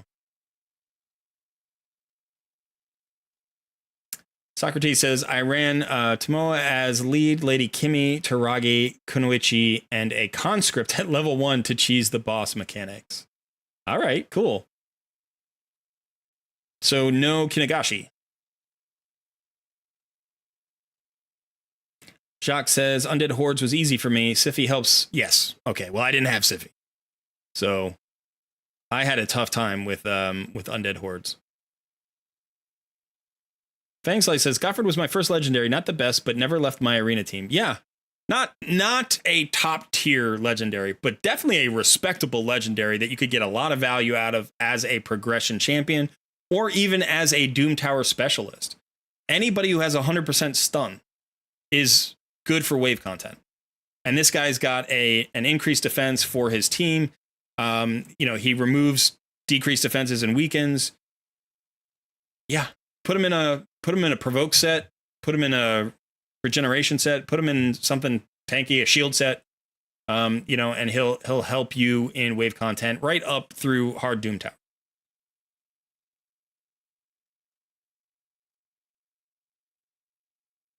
Socrates says, Undead got easy once I could build UDK as a tank, and when I pulled, Nethril and Harvest Jack. Sure. There you go.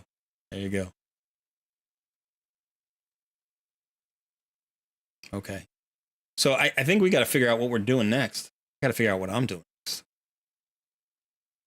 So I've got, what's my mission here? Oh, get 4 rank 5 champions. Well, I'm doing that today because the champion training is live, right? I think the champion training tournament is live. So I was saving that. Or it's not a champion training tournament, it's a champion training event. So that's where I was confused. I thought it was a champion training tournament and a champion chase event. It was the reverse. Champion training event, champion chase tournament. Okay. So I'm going to train some champions. I'm going to make up some ground, son. I'm about to make up some ground. It's not going to be a lot. I still got to figure out I know who my next 6-star is. That was going to be my question. I didn't pull anybody. I didn't pull anybody interesting that would jump in front of the line for that. I got Relic Keeper and Snorting Thug, neither of whom are great. Yizzo isn't enough. Balthus is not awful, and neither is Sinesha, so those two are worth considering taking up at some point. This is the one who I kind of I'm unsure about. I mean, that decreased attack is so nice. He has decreased crit rate, which means the clan boss could not crit. He's a defensive-based champion. He's got a provoke, which could help me get into Hydra. And his passive reflects damage. Like, this feels like a decent kit, but I just don't know this champion well. And he reviews pretty well. How does he review in Clan Boss? Demon Lord 4.2. What about Hydra? Hydra 4.5. Not a lot of ratings out there. I feel like if I went and 6-starred this guy, he would be sort of a desperation move. That's what it feels like to me. It doesn't feel like he's strong enough in any area to really warrant the 6-star. But if I did, I'd get some value out of him, and maybe he'd help me progress to better champions. And then I'd have him for like undead, Hordes faction crypts, and that would be it. I don't know. I mean, reflect damage is always a good a good passive or a good ability. You know, but the weird thing about a reflect damage, I'm not sure how this works. Maybe somebody in the stream knows how this works. The reflect damage, is that mitigated damage or is that pre-mitigation? Like, is it like you get hit and 30% just goes back and then you mitigate the 70% that remains? Or is it you mitigate all of it and then reflect 30% of the mitigated damage back? Because if it's the second, then having it on a tank is kind of annoying because you're lowering the amount of damage you're taking by really building and tanking. Well, yeah. Not that it's worthless, but it's literally worth less, right? Like, that's what I am. Is that what you said? You didn't say worthless. You said worth less. Close enough. Yeah, whatever. But yeah, I don't know if anybody knows how that works.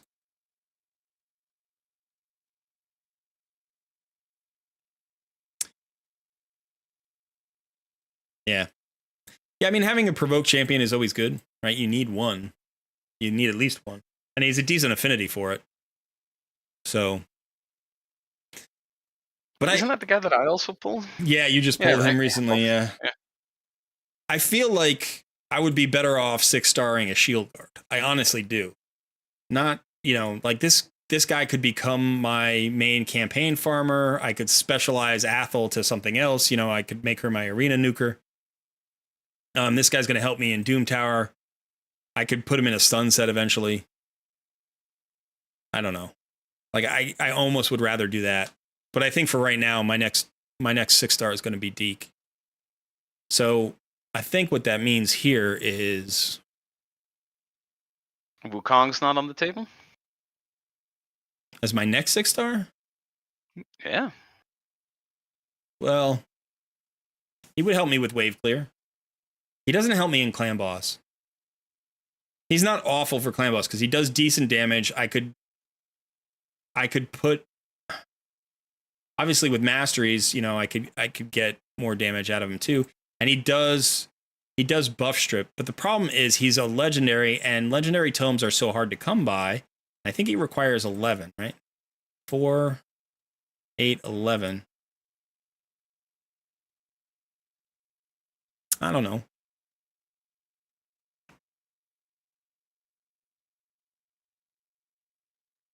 It feels to me like I would prioritize D. So the value of Sun Wukong comes in a couple of places. Like, one is his buff removal and his block buffs. Like, that's hugely important. He doesn't need to be 6-star to do that. He can just do that at 5 stars. I could get an accuracy banner on him and that would improve him, but really I don't need him to have high accuracy because he has decent accuracy at 123 right now. He can basically do that in arena. His second value comes in his aura. He doesn't need to be 6-star. That doesn't affect the aura. His third value is in the revive thing. He doesn't need to be 6 stars to come back. So the main reason to 6-star him would be to do more damage or to make him more survivable. And I don't know that I care about his survivability because he has a passive that brings him back to life. And I don't know that I want another arena damage dealer or wave clearing damage dealer. Like, I want a clan boss damage dealer. Yeah. So not that I couldn't get some value out of him. Of course I could. He's a very good champion. He's an excellent champion. But I couldn't book him out for a long time. You know, and I don't know that that's the value that I need right away. Whereas, again, with, you know, Deacon Armstrong, it's kind of similar. I could run him at 5 stars for a really long time and get tons of value out of him. But I know I'll want him at 6-star. But that's why I'm tempted to do some, like, bypass all of them and just like take Shield Guard to 60. He's so cheap, right? I'll have him fully booked in like 2 days. Yeah, that'd be a pretty gangster move. Don't have to use any books for this guy, right? Don't have to use a single book for this guy.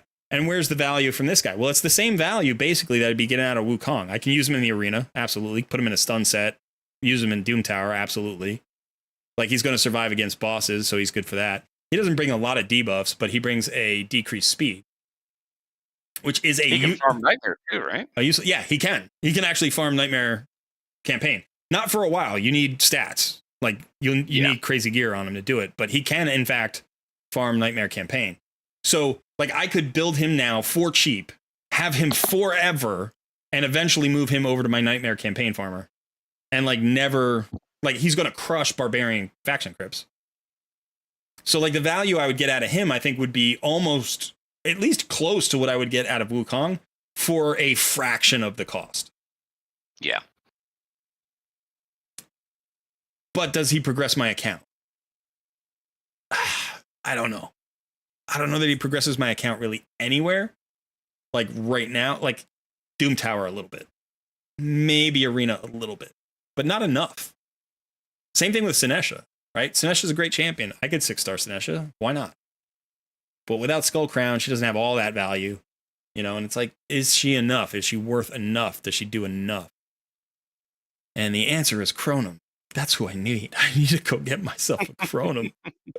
I think that's my only solution right now, is either to hardcore try to go after Razin and fuse Razin as soon as humanly possible. And I've got one of the 16 champions I need. You know, and you can farm like 6 of them. So that just doesn't feel likely to happen. And we are 4 weeks away, I think. No. Yeah, we're 4 weeks away from an Ancient Shard event. So we're at least a month away from me pulling Ancient Shards and getting a bunch of these champions. Freaking Relic Keeper. Ooh, yeah. Look at that guy right there, just mocking me. So, you know, I'm looking at my epics. Balthus, good. Not great. Armina, good. Not great. Sinesha, good. Not great. You know, Felicia, sure. Not great. So if I don't have an epic that I really want to invest in, other than Deke, I think I either pull the trigger on him or I get a rare or an uncommon. And if I was going to run up a rare, it would be a Hyrie, because I actually like her kit quite a bit. She's got an extra chance of inflicting a critical hit. All right, that doesn't really matter. But her A2 is a triple hitter, which can place up to 3 poisons. So that's good for Clan Boss. She's got an A3 that is an ally attack with 2 random allies. So that's good for Clan Boss on a 4-turn cooldown. That's not bad. Yeah. She's like my best Clan Boss option right now, I think. I mean, the other option would be to run up one of the farmable champions. Like I could run up a Diabolist. I could go get a War Maiden. I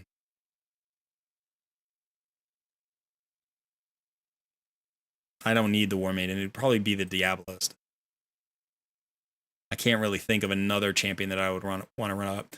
Or I could run up another uncommon. Like I don't have to do Shield Guard. I could go out and do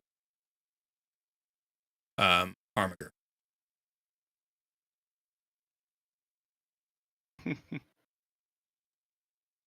Yeah, I don't really know who I'd do for my next 6-star.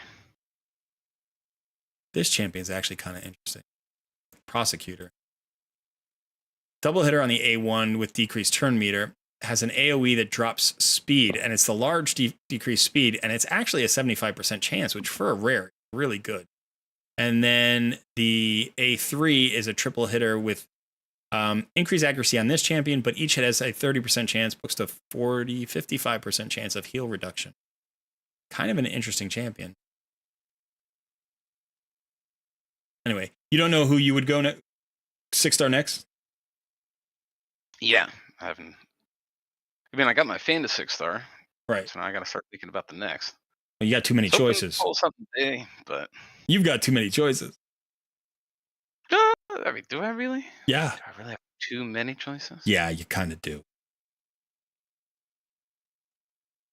You've got Sylar, who's awesome.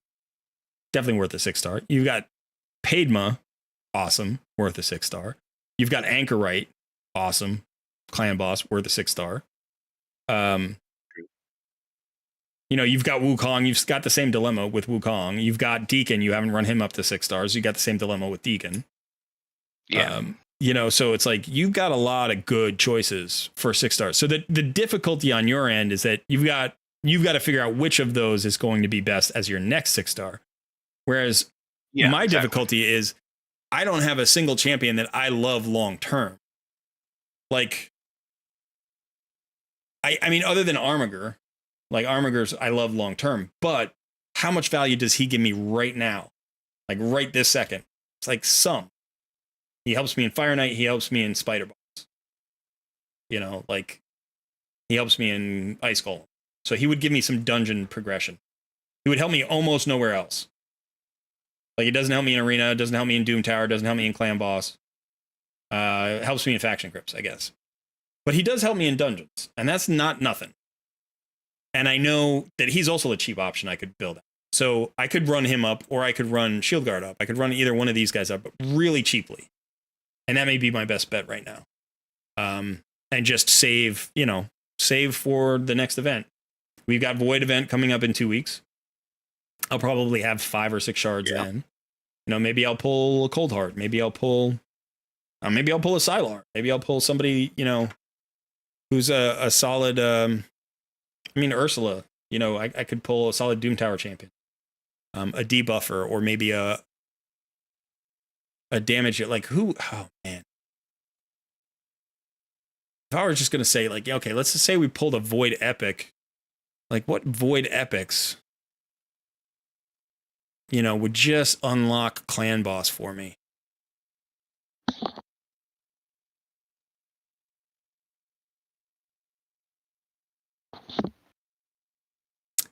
I don't know that there are. Aina, she would. Not Aina, her sister, what's her name? Suai. This champion would unlock Clan Boss for me. I love her tattoo. It's cool. Anyway, she's an even better version of Aina. She's like the same. Oh, you can't see her tattoo. She's got tattoos on the side of her head there. Kind of cool. But all right, so she's got a decreased defense. She's got increased attack and increased crit damage on herself. She's got a decreased attack out there, and then she's got a weaken. So she's got all the same stuff that Aina has, but she has like better versions of it, and then she has better stats. And she's Void Affinity, so she doesn't have to worry about kids. So she would help.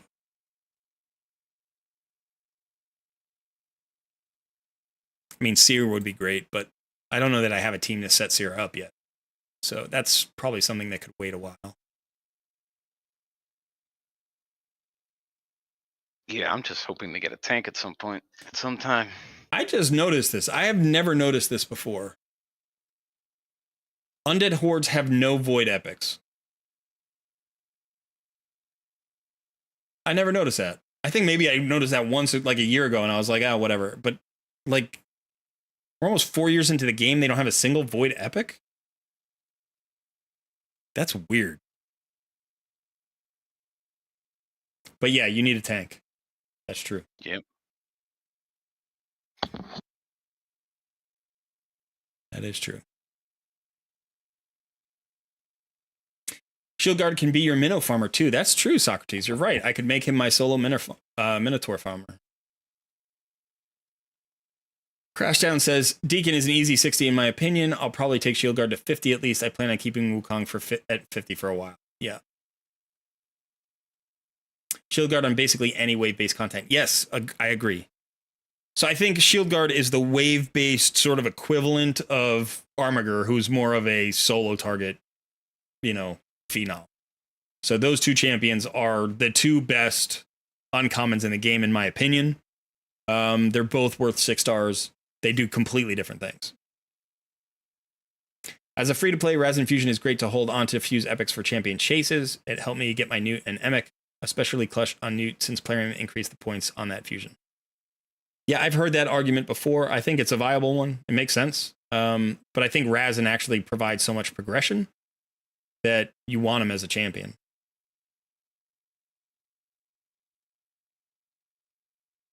Bryce says, Deacon is a champ you will always be able to use. He is an easy choice. He is a choice that I won't regret. That's true. He's a choice I will never regret. So in that way, he's easy.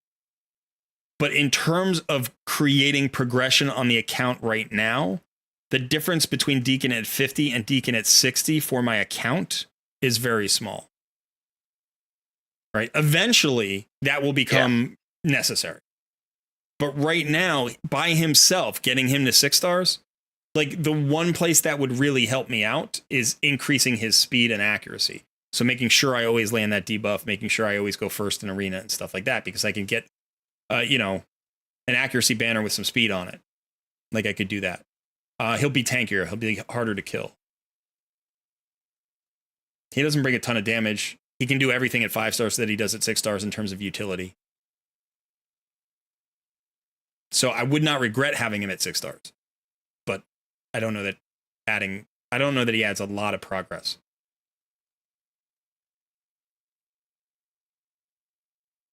Uragrim would be awesome for clan boss. That's a good void epic that would help me in clan boss. You're right. That would be a very, very good champion for my account. Yeah. All right. All right, my friend. Is that to me? You're giving me a notice. We're closing in on 3 hours here. I know I have to remind you. Well, I'm gonna 5-star champion right now, so I wanna do that. Yeah, I just got to figure out who I'm gonna do and how I'm gonna do that, because I need to do some of this. Let's go pull some mystery shards. Maybe we'll get no, I can't pull any mystery shards. I don't have any space. Let me go back to my vault and throw some of these guys in the vault. Vault. Let's see. Vault.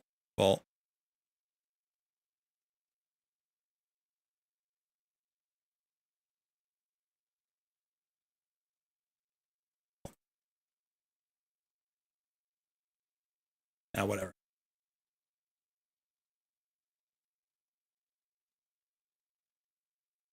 All right, now let's go pull some mystery shard. Yeah, you do have to remind me. I keep forgetting about the time.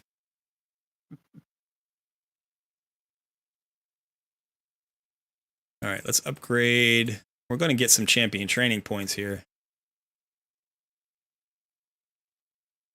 Oh, I need to know who the faction crypts are today. So Bannerlord and Shadowkin, and then Sacred Order. Okay, Bannerlord, Shadowkin. I don't want to accidentally feed those champions.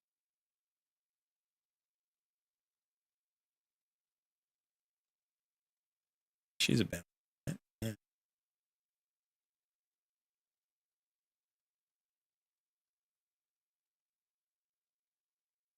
Oh, I got another shield guard, didn't I?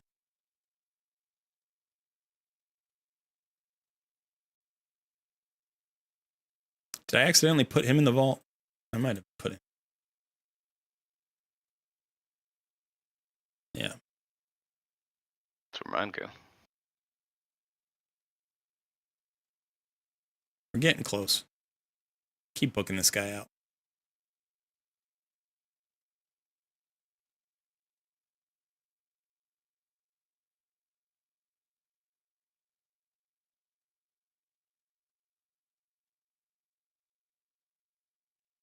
All right, let's get our 20s to 30.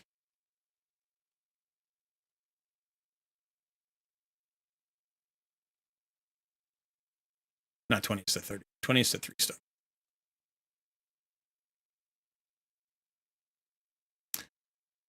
I have been waiting for this day. I'm going to make a ton of progress on this day. All this champion training. That guy is in a faction crypt. All right. This guy is not. I don't need that guy. I need Bannerlords, not Sacred Order. All right. Let's run this guy up. I am not doing the champion training thing with Bruise because I'm still such an early account that I really don't want to use up Bruise in that fashion right now. Also, I'm not going for the fusion, so I may as well save.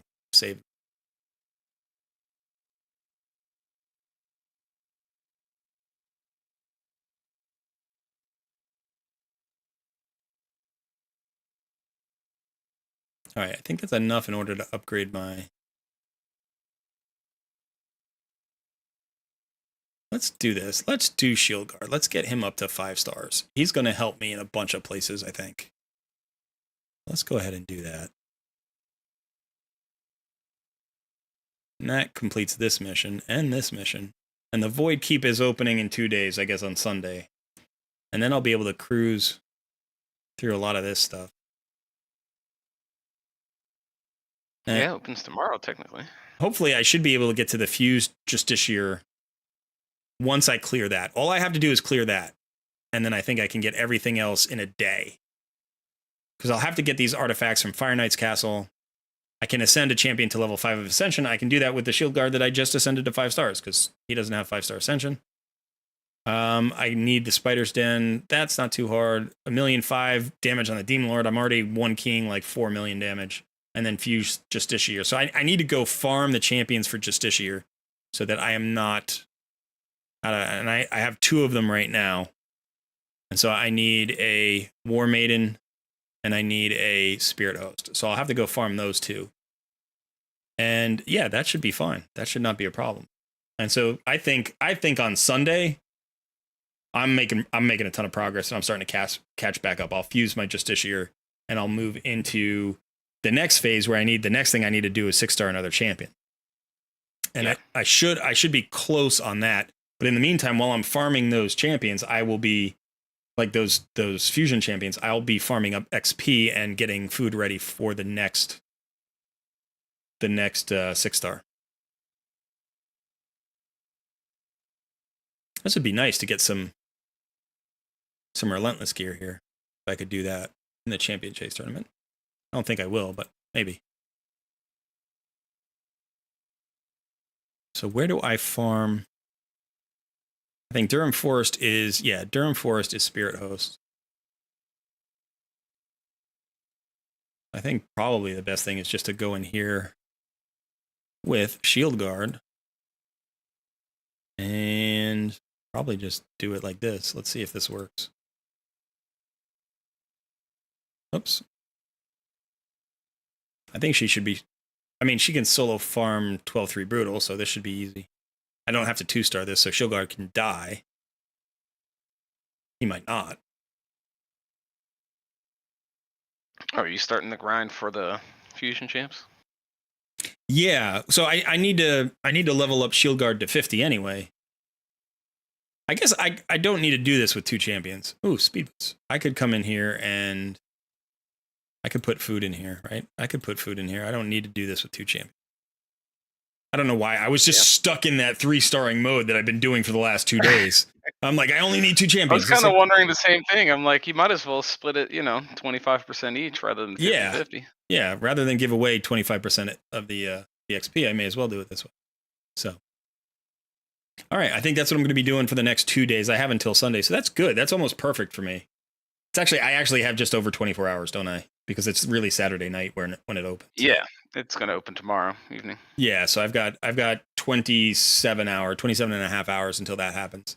But then I have a full day because I'm going to have to get in there and farm those potion drops anyway. So I can probably do that and run food in there. So I like this idea. I like this idea with Shield Guard. I've always wanted to do this on an account. I've always wanted to do this on an account, and I've always bailed out. I had one account. I ran him up to 5 stars. He was like my 3rd 5-star champion, and I was like, I can't pull the trigger on Shield Guard, and I didn't do it. So this is actually going to be the first time where I'm like, I'm going to make him a carry on my team. He might be my next 6-star. We'll have to see what happens, 2 weeks from now. But I mean, I'm going to have to 6-star somebody in like 3 days. I was about to say you're going to have to make a decision before that. So I think I might just 6-star him. And I think it was Bryce or somebody who recommended, I can just make him my minnow solo farmer. He's going to crush Spider for me. He's great in Spider because he gets so many extra turns with his A2. He's going to be great in Doom Tower. He's going to help me clear Doom Tower. Potion keeps are going to get a lot easier. With the exception of the magic keep. So I think he's a really good choice. I think he's a really good choice. I would not usually recommend this, but we were talking about this before, how like your account has gotten above average pulls so far, and my account has gotten below average pulls.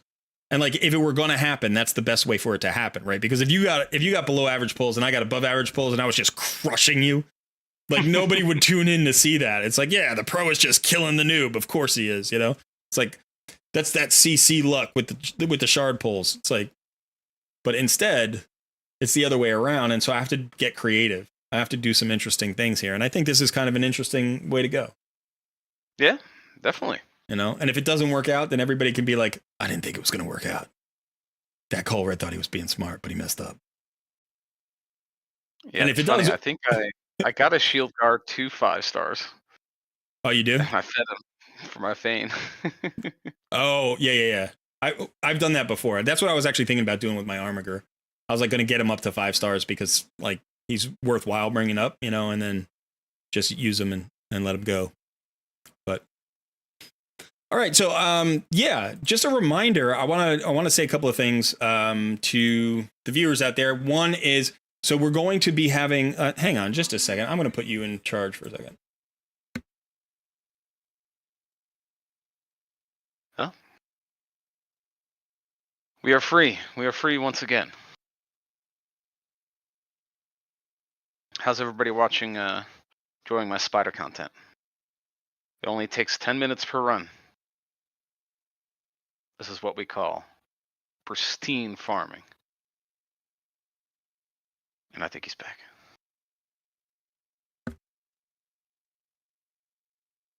Yeah, sometimes people forget that this is the thing that I do. But okay. Did they forget? Or did they just not give a single flying care in the world? Nah, my family's been very supportive of it. They just don't always know the schedule, you know, and so they start getting loud about something. And that's understandable, but I didn't have my office door closed, so. But yeah, so I want to remind everybody that we're going to start streaming at least some Tuesdays. I don't know if it'll be every Tuesday, but we want to try to stream 2 days a week. We've talked about moving one of the days to Twitch. So that may happen as well. Yeah, so we might do 1 day on Twitch and 1 day on YouTube Live, just to kind of spread it around a little bit and potentially, you know, double dip, as it were, in terms of audiences. And Cole likes his double dipping. And we're talking about coaching and account takeovers, and we're probably going to do some of those during the Tuesday stream. So if you are interested in getting some coaching and you don't mind being live on, you know, a stream, or if you're interested in a takeover of your account, then you don't have to be live in the stream, because I can just do it there and you can be in Discord, you know, off stream. Just make sure that you join our Discord community, and we will be putting up the details there this weekend about those options, those services, that new stuff. Also, just so you know, there are a few clan spots left. We had some players go a bit inactive, and so we've created some new spots, some free spots. We freed up some spots. Not a lot. I think there are maybe 3 left in my clan and 4 in yours, or something like that. Maybe 1 or 2, I think, at this point. It's yeah, because we filled some of the spots. So if I look at my clan, let's see where we stand in terms of. We still have 4. We have 4 spots right now. I think we were 1 behind you anyway, and then we had 1 additional inactivity in our side instead of yours. So it looks like we still have 4 spots in our clan. In my clan, not in our clan. How many do you have in yours? I don't know, maybe 1 or 2. I'd have to look again. Okay. So, but the point is, there's a few spots. Yeah. And then the last thing that we should preview is that I think we're going to make next week Clan Boss Week. So just to hit it right here at the total end of the stream, where like the fewest people are watching, people have been asking me for a while to do Clan Boss material. I have done none, really. I have done almost no Clan Boss videos at all. So we're going to be doing. We're going to be crushing Clan Boss. We're going to be talking about early game clan boss. We're going to be talking about speed tuning. We're going to be talking about One King Ultra Nightmares. We're going to talk about all the champions that can go into it. We're going to walk players through the clan boss calculator. We're going to go soup to nuts on clan boss. And so by the end of next week, by the time next weekend rolls around, you will have everything you need to know to dominate in clan boss basically forever and all time. And then you can stop watching the channel and go somewhere else, I guess, because I'll have so much less to offer at that point. They'll be like, Colred, he totally told us everything we need to know from him. And then they can move on. But yeah, so if you've been waiting for clan boss videos, they are coming. They are coming. And in fact, if you are interested in submitting your clan boss teams in the Discord for me to look at and to look at rosters, that'll give me some ideas about how those videos will go. There is a clan boss specific channel where you can just drop your roster in there. You can ask any questions that you have about the clan boss, and about roster improvements and stuff like that. We'll be taking that on as well. So that's both something you could do as a coaching thing, or you could just ask a question in the Discord. So yeah, clan boss videos coming. Expect them soon. That's it. That's it. That's everything I got. That's it. Yeah, you got anything? That's it for the people. Yeah. Oh, quick question. If anybody watched our video this morning, how did you like the new intro? We got a new graphical intro with some sound effects, and that was actually provided by Great Dane, who is one of our viewers and one of our Discord members. And so he does a little graphical work, some editing work. I guess professionally, that's what he does. And so he did a little bit for us, and I thought it was very cool. I liked it. I thought it was a nice addition. Yeah. Yeah, he made the animation and put that in. Yeah, we got that in. Nice little music you put in there. Yeah. So I thought that was a good choice. Yeah, so I hope people like the intro, and shout out to Great Dane. Thanks so much for helping us out with that. That's very cool. I'm happy about it. I think it's a nice touch. We might still have some way to go with it. We might have to think about, like, this was just something Dane was like, hey, I'm good at this. Let me show you something. And he showed me. I was like, that's awesome. But the original logo was something I created on my own one afternoon in, like a Photoshop kind of thing. And I don't think the original logo is really high quality. So he made a pretty high quality animation from a not so great high quality, not great quality source.